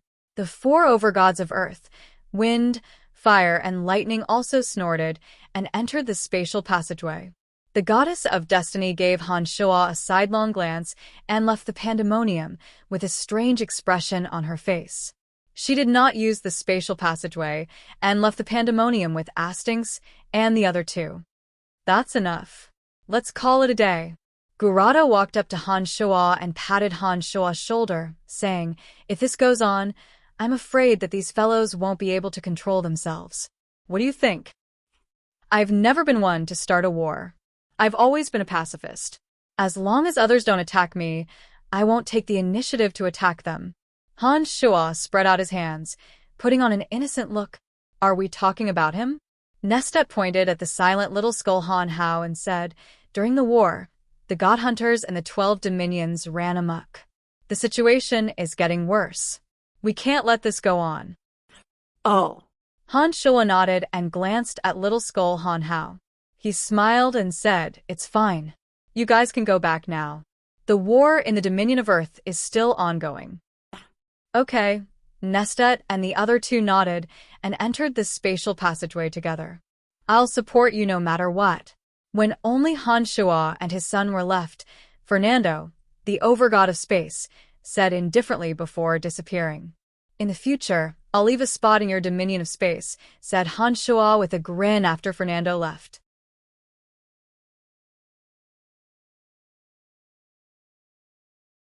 Chapter 10:25. The 5 elite zombies no longer participated in the battle.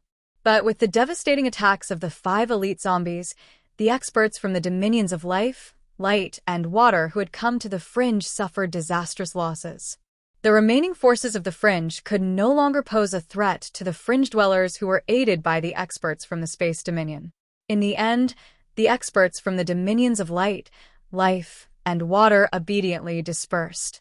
They did not dare to fight to the death. After that, a bloody battle ensued in the Earth Dominion. The experts from the dominions of Earth, wind, lightning, and fire, as well as those from the dominions of darkness, destruction, death, suffered heavy casualties. Even the experts under Wuxia and Salas perished in the battle.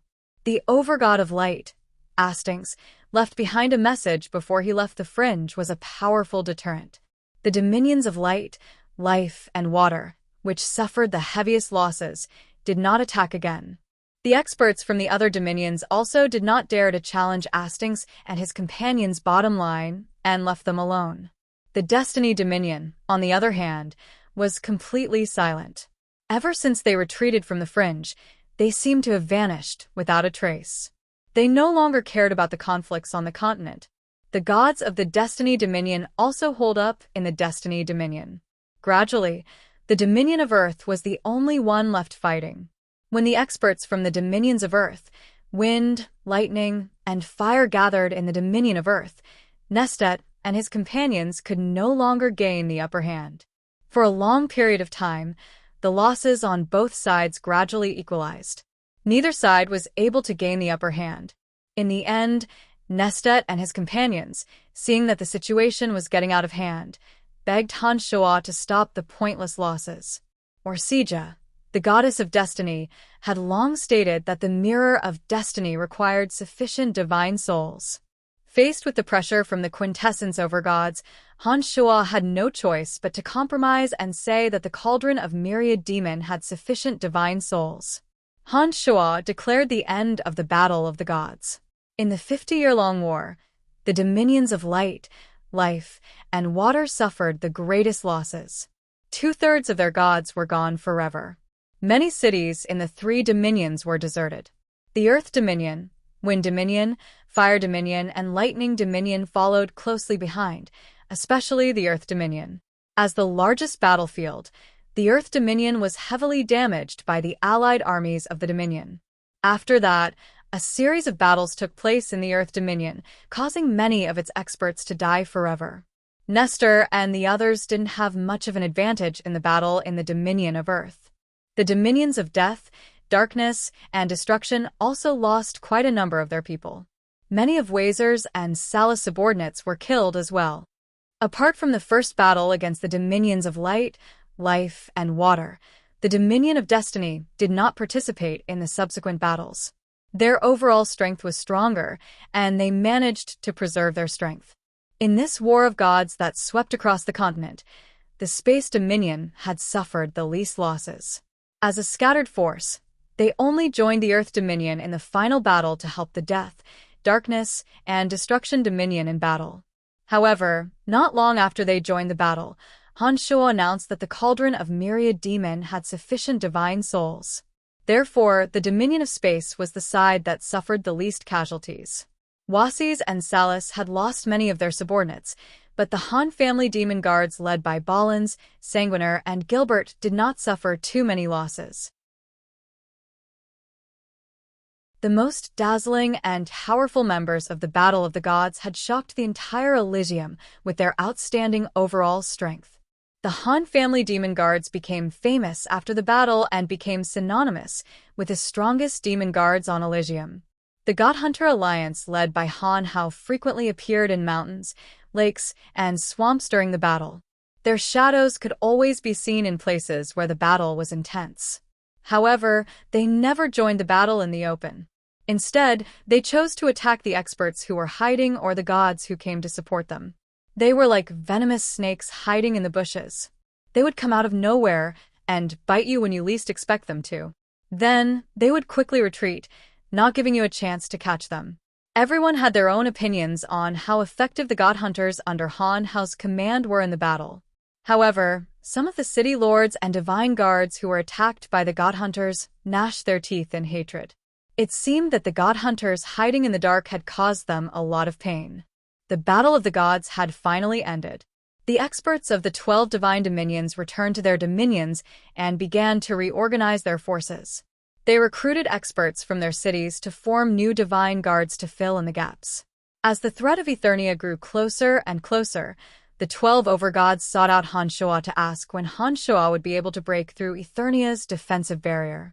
Citing the fact that his main body was too weak to use the cauldron of Myriad Demon, Han Shoa repeatedly refused to go to Eternia. Both his main body and avatar remained hidden in Pandemonium, silently preparing for the battle. In the blink of an eye, 150 years had passed. On this day, an intense wave of energy suddenly erupted from Pandemonium. The shockingly powerful energy wave caused the entire world to change. Many experts on Elysium felt a deep sense of danger. At almost the same time, the 12 overgods sensed the earth-shattering magnetic field that was leaking out from Pandemonium. With the Pandemonium as the center, the remaining mystical Een energy on Elysium gushed into the Pandemonium. Streams of mystical Een energy that were visible to the naked eye were sucked into the Pandemonium by a powerful suction force. The Pandemonium had turned into a sea of whiteness. The quintessence overgods could sense a mysterious energy emanating from the Pandemonium. They could also sense the terrifying aura emanating from the depths of the earth. The 12 quintessence overgods were shocked, and they couldn't help but return to the Pandemonium from their dominions. As far as the eye could see, the Pandemonium was filled with white mystical Een energy. This strange energy that had been formed on Elysium for millions of years had been completely absorbed by the Pandemonium over the past 200 years. The remaining energy was gathered in the Pandemonium, accumulating the last bit of energy for the transformation that was taking place in the depths of the earth. This energy is probably enough to tear apart Eternia's defensive barrier. Wuxia, the goddess of destiny, sensed the constantly changing aura deep underground of Pandemonium. She watched as the mystical Een energy was compressed thousands of times and turned into a heavy liquid that slowly flowed like mercury. Wuxia, have we made the wrong decision? Astings, the god of light, took a deep breath and said, I am certain that his power has already surpassed ours. Even if the All-Mother perishes, he is still not someone we can deal with. Wuxia fell silent. After a long while, she muttered, Astings, I know what you are worried about. But don't you worry. If Eternia is destroyed, we will not be the first to suffer. Manji's eyes lit up when she heard that. She smiled and nodded. That's right. To the All-Mother, he is the greatest threat. No matter how powerful we are, our powers are bestowed by the All-Mother. This person, on the other hand, wields power that does not belong to this universe. To the All-Mother, his power should be the first to be eradicated. Everyone nodded in agreement after hearing Manji's words. Smiles reappeared on their faces.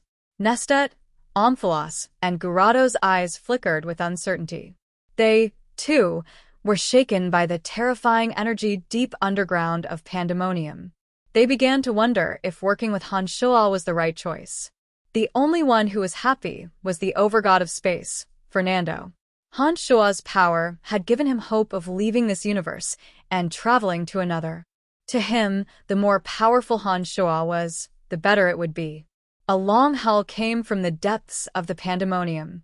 All of a sudden, the mystical Een energy that pervaded the entire Pandemonium plunged into the earth at a speed 100 times faster than normal.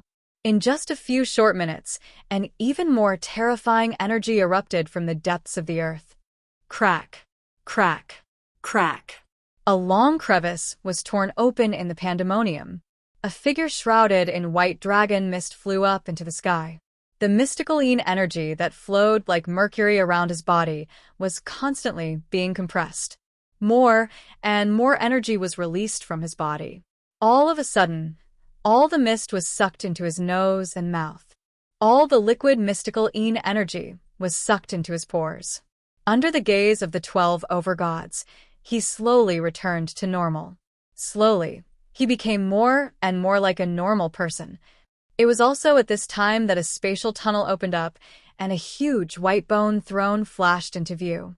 Evil, cold, hatred, fear, rage, violence, and other negative energies were released from the little skull, Han Hao, who was sitting on the bone throne. Looking at the ever-changing Han Shua, the little skull, Han Hao softly said, "Father, my power has finally reached the peak. I am now the Lord of Demons, the Lord of all demons." A beam of dazzling light, like the scorching sun, suddenly burst out from Han Shua's body. The light flashed and disappeared. When the light completely disappeared, a black-clothed Han Shua appeared with a smile. "I'm ready." Looking at the 12 overgods, Han Shua said, "If it's possible, let's go now."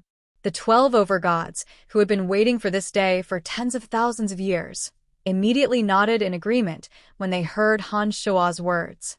The overgod of space, Fernando, didn't waste any time. Impatient, the overgod of mind immediately created a spatial tunnel for the 12 overgods to enter. "Fernando, after this battle is over, I will help you break through the barriers of the universe and fulfill your wish," said Han Shua as he watched the overgods enter. "Many thanks." Fernando gave a rare smile and gestured for Han Shua to enter first. He smiled at the little skull, Han Shua, who was sitting on the bone throne. Han Shua took the lead and entered, followed by the little skull, Han Shua.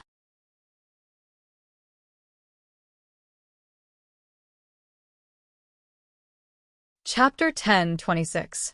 Amidst the thick mist, Eternia was still moving slowly. It was getting closer and closer to Elysium. Rays of light were released around Eternia. The energies of various elements were intertwined to protect the mysterious castle where the All-Mother resided. "We really don't have much time left." Orsiege's expression changed slightly. Judging from the trajectory of Eternia, it would probably hit Elysium in a few decades. Once Elysium was destroyed, the remaining gods would not be able to escape their fate. Without the support of faith, they would lose control of their quintessence and be easily killed by the All-Mother. Han Shua, break the boundaries. Monroe glared at Han Shua hatefully and shouted, "If you can't break the boundary, we will kill you first. We, the Dominions, have paid such a heavy price just for this day." "Monroe, since when did you have the right to yell at me?" Han Shua's eyes slanted as he coldly shot a glance at the goddess of water. "You." Manju was enraged. A crystal-clear water droplet suddenly flew out of her body and headed straight for Han Shua. 200 years ago, Manju suddenly appeared at this place and restrained Han Shua's avatar. She also used harsh words to humiliate Han Shua. At that time, Han Shua's main body was still in pandemonium. His avatar's power was insufficient to contend against Manju. He could only endure it. "Humph!" Han Shua snorted coldly. The cauldron of myriad demons suddenly whizzed out of his body. Before the giant water droplet could get close, the cauldron lightly shook and rippled outwards. The ripple pushed Manju's water droplet far away. The powerful ripple then pushed Manju's water droplet away. Bang! It was as if Monroe's body had suffered a heavy blow, and her body was involuntarily thrown far away. She suddenly dispersed like flowing water, and only slowly reformed her body after a long while. She gnashed her teeth and glared at Han Shua, but was unable to utter any more threatening words. "That was 200 years ago. If you dare speak rudely to me again, I won't be so gentle next time." Han Shua sneered. He reached out and grabbed the cauldron of myriad demon. You. Manju was furious, but she realized that today's Han Shua was no longer someone she could bully. "Don't talk about me, Manju. I'm telling you, you better behave yourself," Han Shua said coldly. He glanced sideways at Astynx and Lena, then at the 4 overgods of wind, fire, lightning, and earth. He suddenly laughed and said, "Hee hee, I know that there are many who want to attack me after I break the boundary. I'll wait and see who gets the upper hand. Han Shuo said no more. His eyes turned solemn. Rays of black light shot out from his eyes and poured into the center of the cauldron of myriad demon. Suddenly, the cauldron of myriad demon released rays of black light. Terrifying howls that made one's hair stand on end came from it. It was as if there were many terrifying demons imprisoned in the cauldron of myriad demon, and they were trying to break free. During this process, the cauldron of myriad demon gradually expanded into a giant black sphere. Ancient and profound characters flowed on the surface of the sphere, and ghastly faces appeared one after another. An ancient, mysterious, evil, and boundless energy was gradually released from the cauldron of myriad demon. In an instant, the sun, moon, and stars alternated on the sphere, as well as mountains, rivers, and lakes dried up.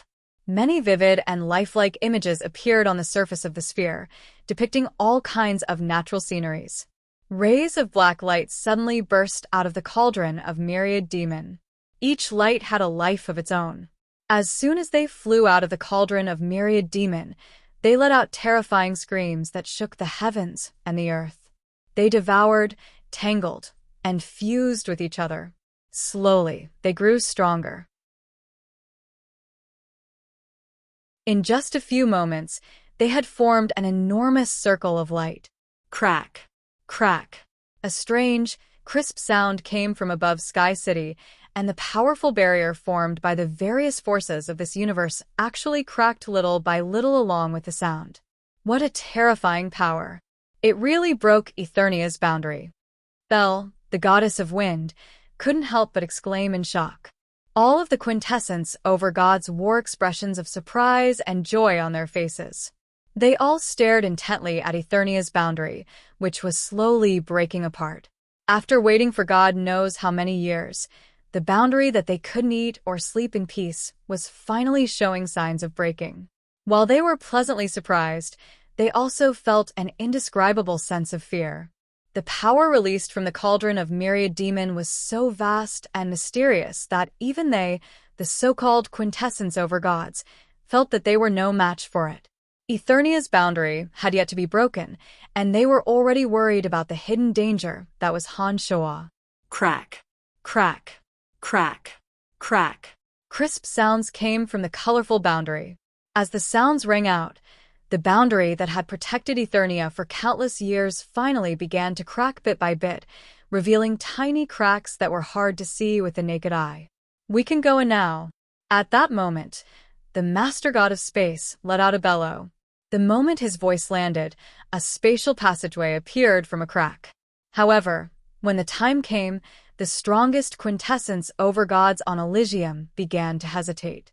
They looked at each other and stopped in front of the dimensional passage. No one dared to take the first step. To them, the silent Allmother in Eternia was the most terrifying existence in the universe. In their long lives, the shock that the Mother Goddess had brought them was too intense. Even though they knew that the Mother Goddess was heavily injured, they still hesitated at the most critical moment. If she doesn't die, you all will. This is a rare opportunity. What are you hesitating for? Han Shuo sneered. The dark light in his eyes intensified as he infused it into the cauldron of myriad demon, boosting its power and causing the crack in Eternia to widen. Perhaps because of Han Shuo's words, Wuxia, the goddess of destiny, hesitated for a moment before she finally said, "That's right. If she doesn't die, we will all die.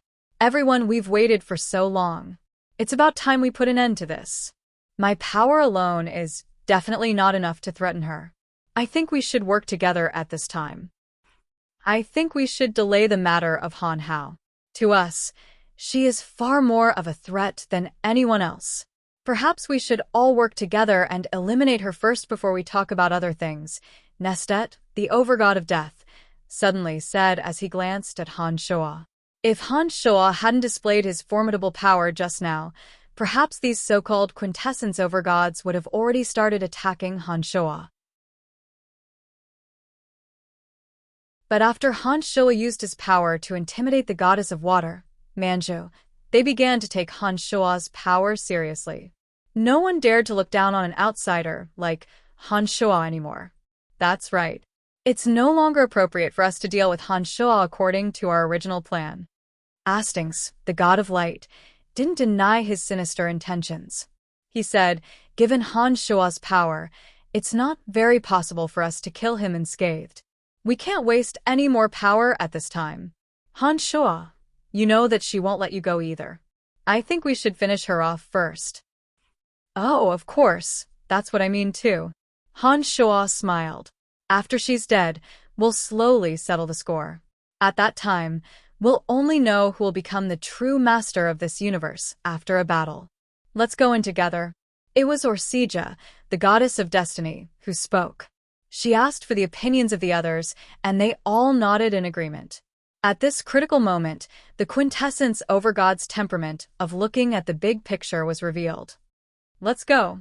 Fernando called out, taking the lead and slowly walking into the spatial tunnel. The quintessence over gods immediately followed, walking side by side with Fernando. Han Shuo gave Little Skull Han Hao a look, and the two followed behind Fernando and the other quintessence over gods into the spatial tunnel. When Han Shuo entered the spatial tunnel, a dark light flashed in Han Shuo's eyes, and the cauldron of myriad demons suddenly roared.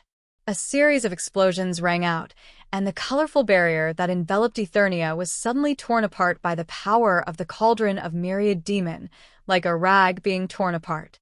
It's all open, Fernando shouted, and hurriedly jumped into Eternia with Wuxia and the others. Han Shuo and Han Hao followed closely behind, and when they stepped into Eternia, they didn't forget to grab the cauldron of myriad demon. Stepping on the stone floor of Eternia, which was made of an unknown material, one could see that the huge city was completely empty. There was no sign of life at all, only elements so dense that it made one's heart tremble. It was no less than the elements gathered by the quintessence power of the 12 quintessence over gods. Han Shuo spread his consciousness and wandered around the empty world of Eternia, but to his surprise, he couldn't sense any signs of life. It was as if this was a dead city, and he couldn't find anything. There's no life. What's going on? Han Shuo was shocked. He immediately asked Lina, the goddess of life, can you sense her presence? My power comes from her. Even if she's right next to me, it's difficult for me to sense her presence. Lina smiled bitterly and spread her hands helplessly at Han Shuo. We have to find her first. Fernando, the overgod of space, frowned. After entering the city, his body swayed a few times, and he used teleportation to walk around the various regions, but he couldn't find any trace of the All-Mother. He was extremely shocked, and for a moment, he didn't know what to do. You're finally here, my children. I've been waiting for you for a long time. All of a sudden, a gentle voice drifted over Eternia. After a pause, she continued, You're already standing on me, and you're still looking for me. What a joke.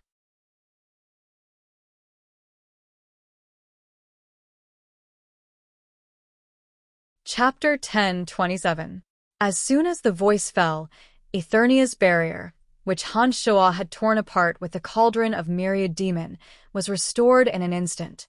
Multicolored light enveloped Eternia, enveloping the 12 quintessence over gods and Han Shuo at the same time. A series of violent rumbles came from the center of Eternia, and a giant, oval-shaped egg emerged from the depths of the city. As soon as the egg emerged, it began absorbing the elemental power of the various elements in the city. The beautiful patterns on the egg flickered, forming beautiful halos. Crack, crack, crack. The huge egg cracked open, and a dazzlingly beautiful mature woman walked out of the eggshell. She was naked from head to toe, without a single piece of earthly clothing. She had a perfect body proportion, and her skin was sparkling, rippling with dazzling colors. Her pair of eyes, which contained the evolution of the vast stars, carried a faint smile. She walked out of the giant egg and raised her hand. The cracked giant egg suddenly flew out and wrapped around her beautiful body, the most exciting forbidden area. Beautiful patterns covered her body, giving people an intense shock that made them want to bow down and worship her. When the fragments of the cracked egg covered her body, The 12 quintessence overgods' expressions changed. Wuxia first respectfully called out, "Mother Goddess," and then shouted, "What are you waiting for?" As soon as she said that, the other 11 quintessence overgods didn't hesitate and attacked at the same time. They used the power of faith to suppress the 12 quintessence overgods, and the 12 quintessence overgods that had fused with them instantly erupted with earth-shattering power. Some quintessence overgods protruded from their chests, some appeared in their eyes, and some were held in their palms. The 12 quintessence overgods knew that if they wanted to fight her, they had to unleash all of their power in an instant, unleashing the full power of their quintessence overgods. A sea of fire, wind, lightning, frost, blinding light, endless darkness, and the power of destruction. All of a sudden, it was as if the world had ceased to exist. The power of the 12 godhood overgods was pushed to the limit, and the entire world went silent. The power of the 12 godhood overgods surged toward Allmother, as if they were going to kill her in a single strike. "My adorable children, your powers were all bestowed upon you by me. How could you possibly harm me?" The Mother Goddess of Creation smiled kindly. She did not move, but a dazzling, colorful light suddenly bloomed from her body. The light intertwined and formed a protective boundary similar to the one outside the Sky Castle. The attacks of the 12 quintessence overgods were like pebbles sinking into the ocean as soon as they hit the barrier she had created. They couldn't do any damage to her at all. The 12 quintessence overgods looked horrified. Goddesses like Manju and Lena looked panicked. They didn't know what to do. "In this universe, I will always be the only one. You were all born from this universe, and everything you have was bestowed upon you by me. I know you better than you know yourselves. I gave you power, raised you, and gave you the power to control the major planes. But you want to betray me, to betray your mother. You really are not good children." The Allmother was all smiles. Her perfect body twisted strangely, and the colorful halos that bloomed from her body were absorbed back into her body bit by bit. The barrier she had just created had blocked the attacks of the 12 quintessence overgods. As soon as the light was absorbed back into her body, she seemed to have eaten a great tonic. Her aura became even more boundless, and even her skin became brighter and more dazzling. The 12 quintessence overgods looked even more grim. They didn't expect the Mother Goddess of Creation to be so terrifying. Even after being injured, she still had such terrifying power. "Everything we have was indeed given to us by you. However, you never had any good intentions. You gave us everything because you wanted to use us as your hands and feet to control everything in this universe. You gave us quintessence, but we can only borrow power from it. We can't truly possess quintessence. You've never treated us as children. You've only ordered us around like slaves." Wuxia's expression slowly calmed down. "What does it matter?" The Mother Goddess of Creation smiled kindly at Wuxia. "You are all my children. Isn't it natural for children to do things for their mothers? Haha, Wuxia, you're the most promising one. But do you really think you can harm me by bringing them here and using their power? Of course I know they'll never be able to harm you. Even if you were injured back then, you could still easily destroy all of us if you wanted to. But once our quintessence is taken back, you won't be able to use it to continuously obtain faith power. You're using the 12 quintessence overgods to control us, and that hasn't changed even now. What a joke. They think you're hiding in Eternia because you were injured."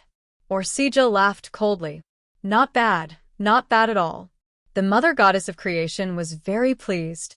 "Wuxia, you really are the smartest one. You actually know that I'm letting you live on purpose. Haha, if it weren't for you, I wouldn't have been able to use the 12 quintessence overgods to obtain so much faith power, and it would have been too troublesome to choose a new quintessence overgod. That's why you're still alive. You really are a smart child."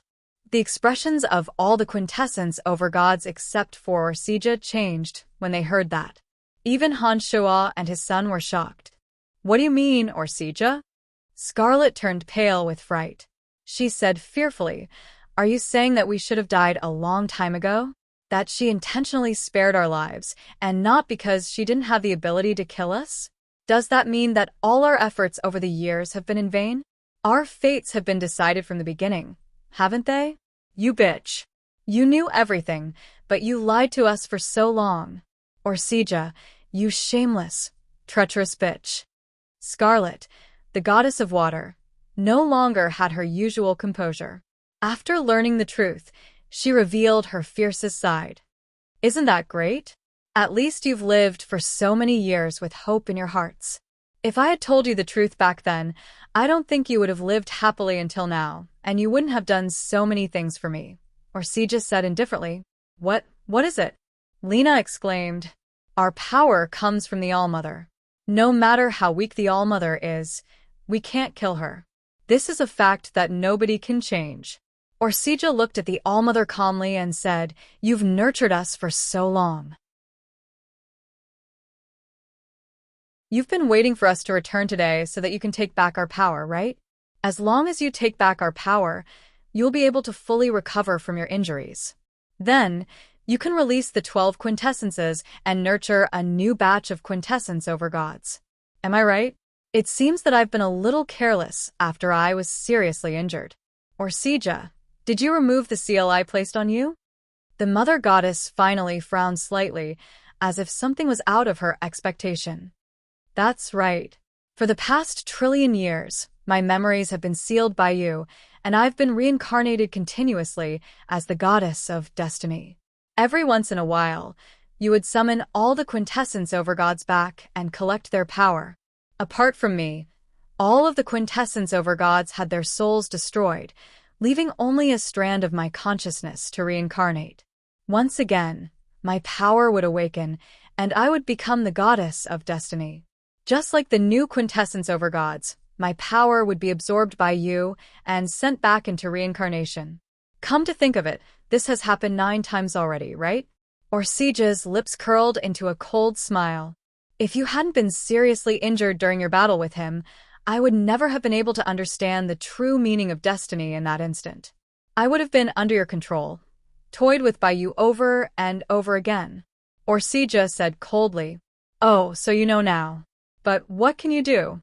The Allmother's smile returned, and she said gently, I'll take back your power soon, and then I'll seal your memories again. You'll be as clueless as before, and you'll continue to reincarnate, managing the trajectory of this universe's destiny for me, and collecting the destiny energy of this universe for me.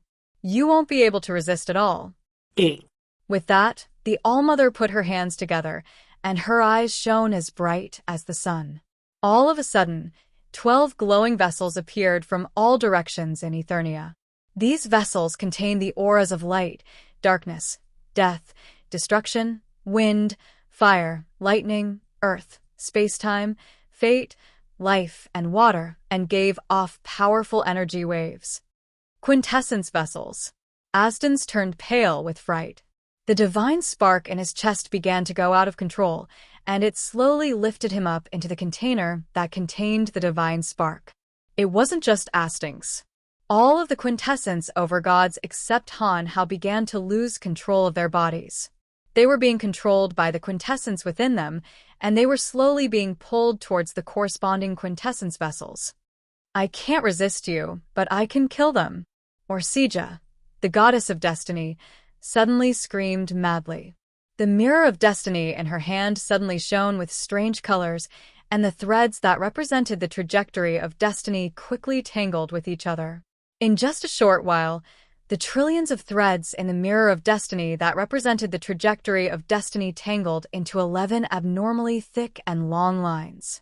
As soon as the 11 abnormally thick lines took shape, all of the quintessence over gods except Wuxia paled, and their divine souls began to lose control. Wuxia, what are you doing? Nestet, the overgod of death, shouted in shock. You'll never be able to escape her control. You're all going to die anyway, so I'll set you free forever. Wuxia smiled coldly, and suddenly pulled at the 11 intertwined thick lines in the mirror of destiny. Wuxia, you're courting death. The face of the Allmother, who had been calm all this while, finally changed. She pointed a finger at Ursija, and a strange ray of light suddenly shot towards Ursija. Ursija, who was pulling at the thick lines in the mirror of destiny, was horrified.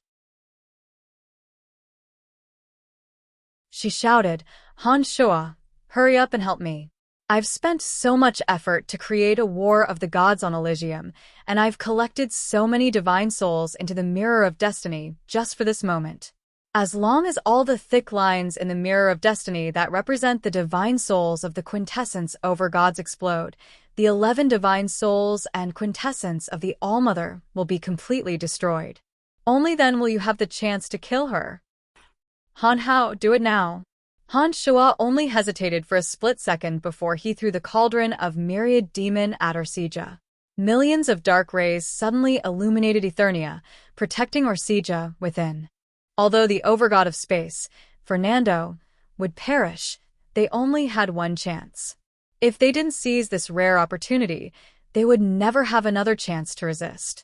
For the sake of the Fringe, for the sake of Pandemonium, for the sake of his family and friends, Han Shoa had no choice but to give it his all. The cauldron of myriad demons' dark radiance blocked the strange light shot by the Allmother. The energies of 2 universes erupted in dazzling colors in an instant. Han Shoa's body trembled as blood flowed uncontrollably from his body. He barely managed to withstand the Allmother's attack. "You are still far from that person, Han Shoa. How are you going to stop me?" said the Allmother with a faint smile. She watched as the 12 quintessence over gods, including Ursija, slowly moved towards the quintessence vessel. Suddenly, 11 5-colored halos flew out of her hand and enveloped all the quintessence over gods except for Ursija. "Oh no, Han Shoa, help me out. Now that she's added a defensive barrier, even if I detonate their divine souls, I won't be able to blow up their quintessences as well. Han Shoa, destroy those 11 defensive perimeters. That's the only way I can destroy their quintessence." Althea shrieked in panic. "Understood," shouted Han Shoa. At the same time, a majestic figure carrying with it a strange power broke through the barrier of Eternia and landed in front of the Allmother. It was none other than Han Shoa's avatar. 200 years later, this avatar was no longer the half-finished product that was created using spatial energy. Its face was flawless, without a single crack in the middle. Back then, Han Shoa couldn't fuse the 2 energies together. Because his main body needed to use the mystical Yin energy to temper his body in the Pandemonium, he couldn't get intimate with any of his women. After 200 years, Han Shoa finally couldn't hold it in any longer. He used this avatar to have intercourse with Rose, who didn't reject him at all. Unexpectedly, he discovered that the 2 avatars showed signs of fusing when they intercourse using the Yin and Yang intercourse technique of demonic arts. After a long period of intercourse with Tanai and the other women, Han Shoa finally succeeded in fusing the 2 avatars together 30 years ago, becoming an anomaly in this universe. Huh? The Allmother's expression changed slightly. She stared at the new Han Shoa and her eyes lit up. She exclaimed, not bad at all. His body is almost the same as mine. After fusing the 12 energies, he can rival my body from 50 billion years ago. That's great. I can fuse with this body of yours. That way, I'll be stronger than I was at my peak." Han Hao, attack! shouted Han Shoa. His main body and avatar charged at the Allmother together. Han Hao, who was connected to his mind, moved his white bone throne, and the 7 bone spurs on his back shot out. The energy of despair, fear, violence, bloodlust, and endless hatred were released from the little skull Han Hao. Together with Han Shoa's 2 bodies, they charged at the Allmother. The 7 bone spurs on his back changed direction midway and stabbed at the light enveloping the 11 overgods. Han Shoa's main body and avatar, as well as the little skull, unleashed their full power in an instant.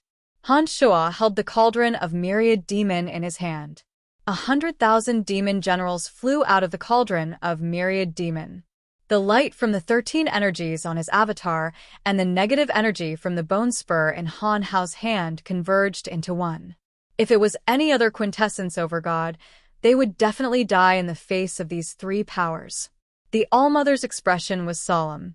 A strange light flashed in her eyes, and her body suddenly shrunk into a ball. The shattered eggshell reassembled itself into a giant egg that wrapped around the All-Mother. Crack, crack, crack. Crack, crack, crack. Loud noises came from the top of the egg. It was unknown what material the egg was made of, but colorful light flowed on it like flowing water.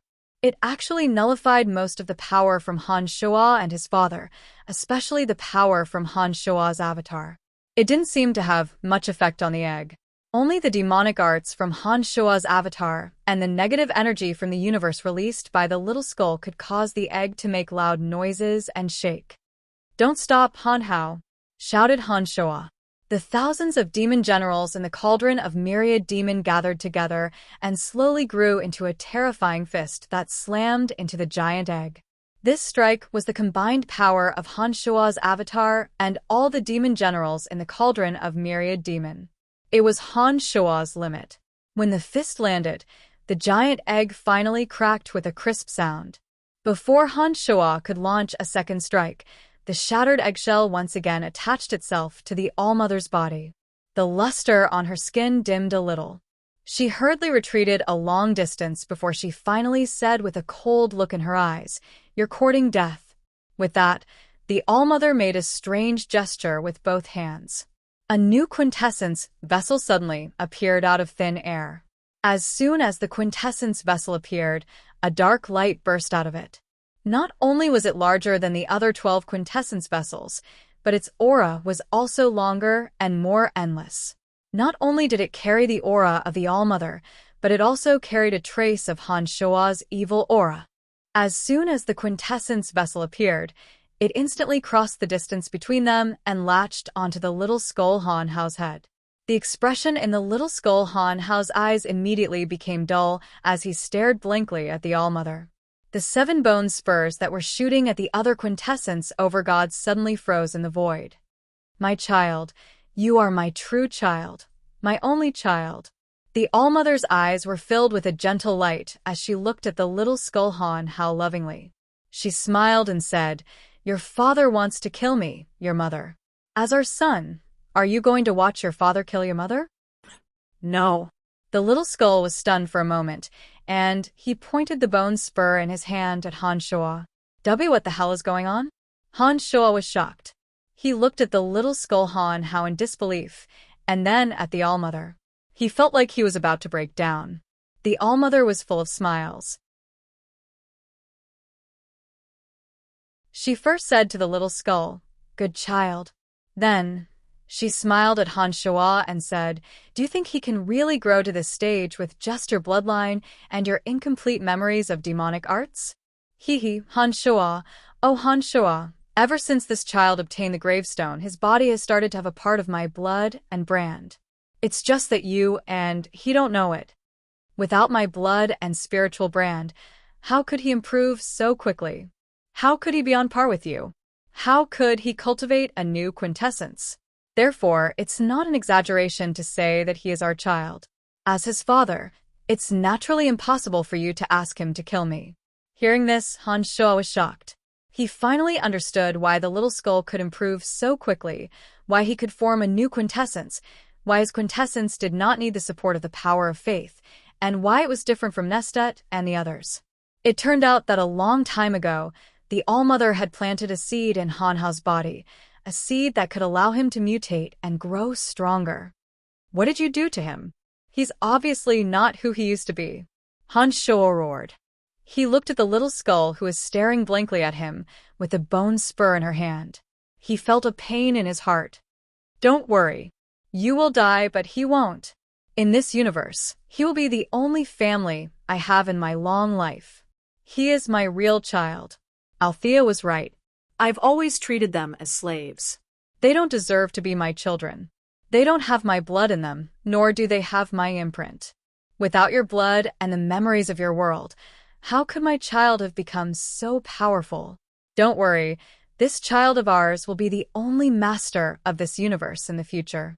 After I obtain the power of Althea and the others, I'll go to your universe and take it for myself." The All-Mother suddenly laughed.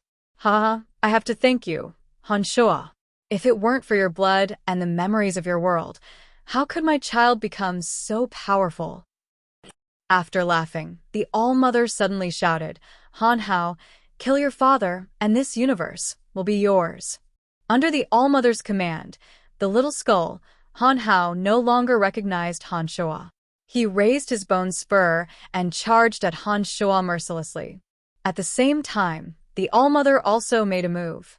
She continued to collect the 12 quintessences into the quintessences container while blocking Han Shua's path. Even though her power had been severely damaged, it was not something that Han Shua could fight against. She easily forced Han Shua to hide. Han Hao, wake up.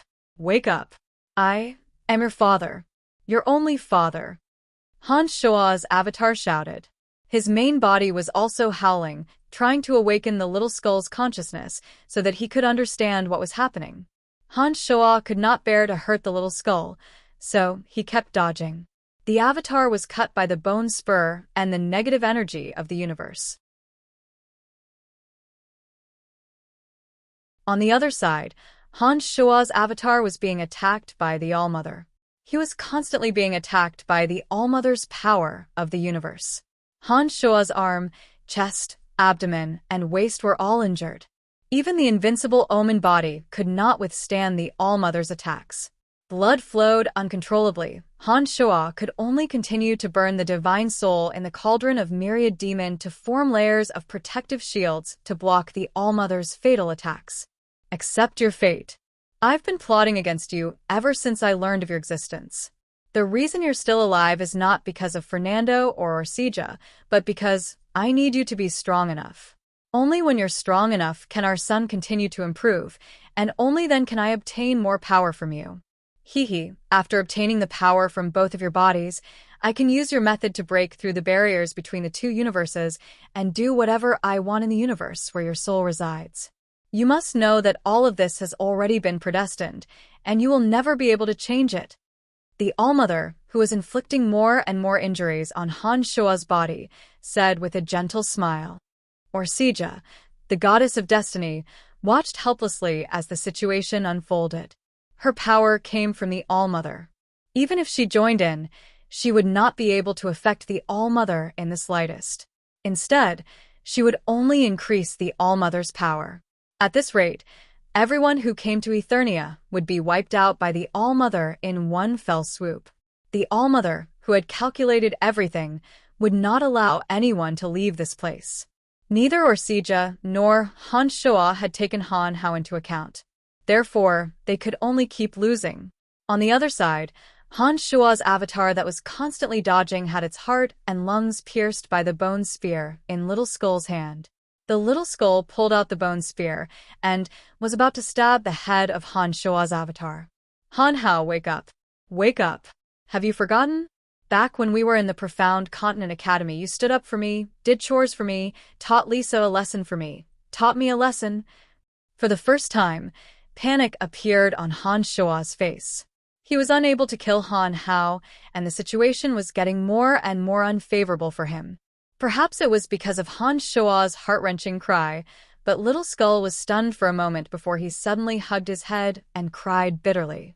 It was as though there were thousands of sharp knives spinning in his head.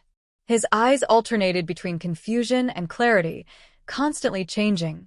When the All-Mother saw the state Han Hao was in, her expression changed slightly. She did not expect that Little Skull would be able to break free from the mental imprint she had left on him many years ago. She planned to exert more strength to control Han Hao. It was at this moment that Han Shua's avatar attacked her like a madman. The 100,000 demon generals of the cauldron of myriad demon flew out and fused with the energy in Han Shua's body at all costs, biting at the All-Mother with all their might. Ah! Han Hao clutched his head and screamed, I only have a father, not a mother. As soon as he finished those words, he stabbed a bone spear into a quintessence container beside him. With a loud explosion, the quintessence container exploded. The other 7 bone spears that had been quietly hovering in the air moved at the same time, shattering the defensive circle above the 11 quintessence over gods. No, The mother goddess of creation finally cried out in alarm and let out an uncontrollable scream of panic. The goddess of destiny, or Sija, who had been waiting for an opportunity, finally found it. In an instant, she twisted the 11 thick lines of the Mirror of Destiny, and the Mirror of Destiny exploded in an instant. As soon as the Mirror of Destiny exploded, the bodies and souls of the 10 overgods, excluding the overgod of space and Fernando, were instantly reduced to ashes. 10 crisp sounds rang out, and the 10 quintessence exploded one after another. The Allmother, who was attacking Han Shua's avatar in a frenzy, heard 10 loud explosions in a row. With each explosion, the Allmother's face paled a little. When the last explosion rang out, she staggered, as if she had run out of energy. Han Hao, let's work together and kill this bitch. Han Hao yelled. On the other side, Han Hao's eyes regained clarity. He joined forces with Han Shua's avatar and bombarded the Allmother's body with great force. The Allmother was heavily injured. On the other side, the overgod of space, Fernando, who had luckily escaped death after Han Hao destroyed his quintessence vessel, stood together with the goddess of destiny. They watched in horror as Han Shua and his father attacked the Allmother. They watched as their attacks landed on the Allmother, riddled her body with holes, and her life aura slowly dissipating.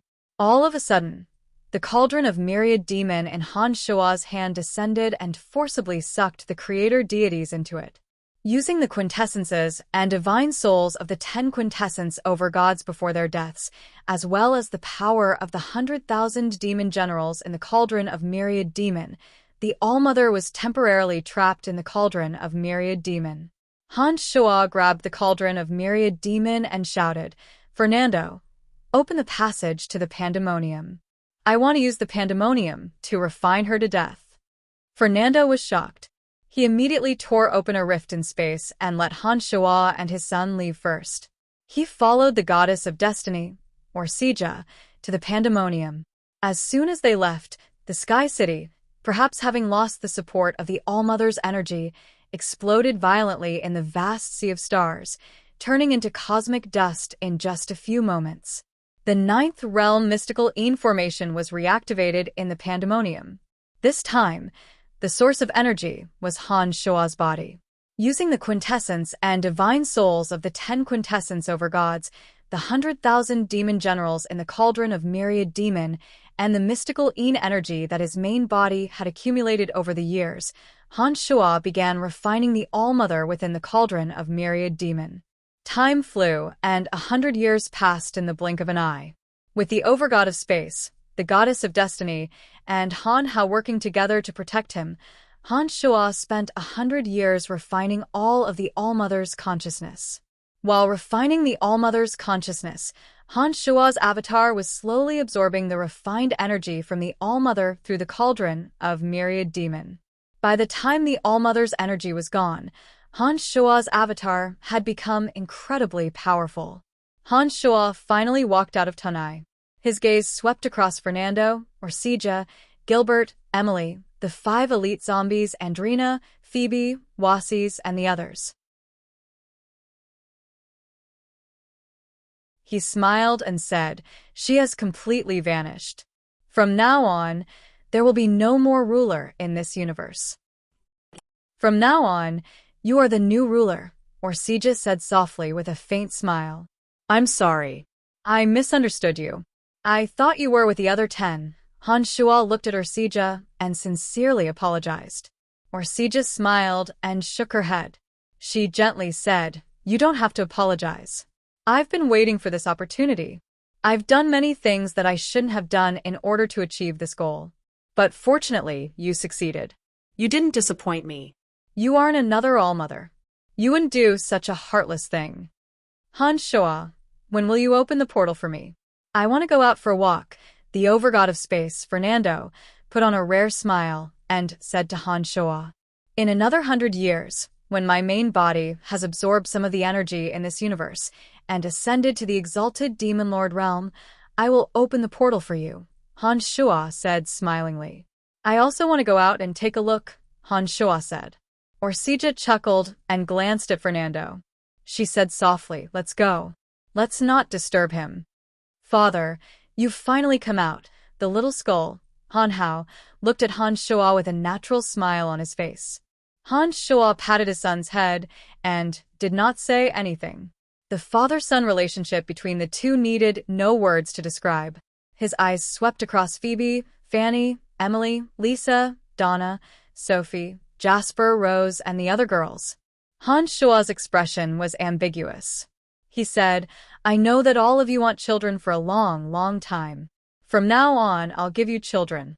I'll give you as many as you want." The girls blushed, but they were overjoyed. End of book.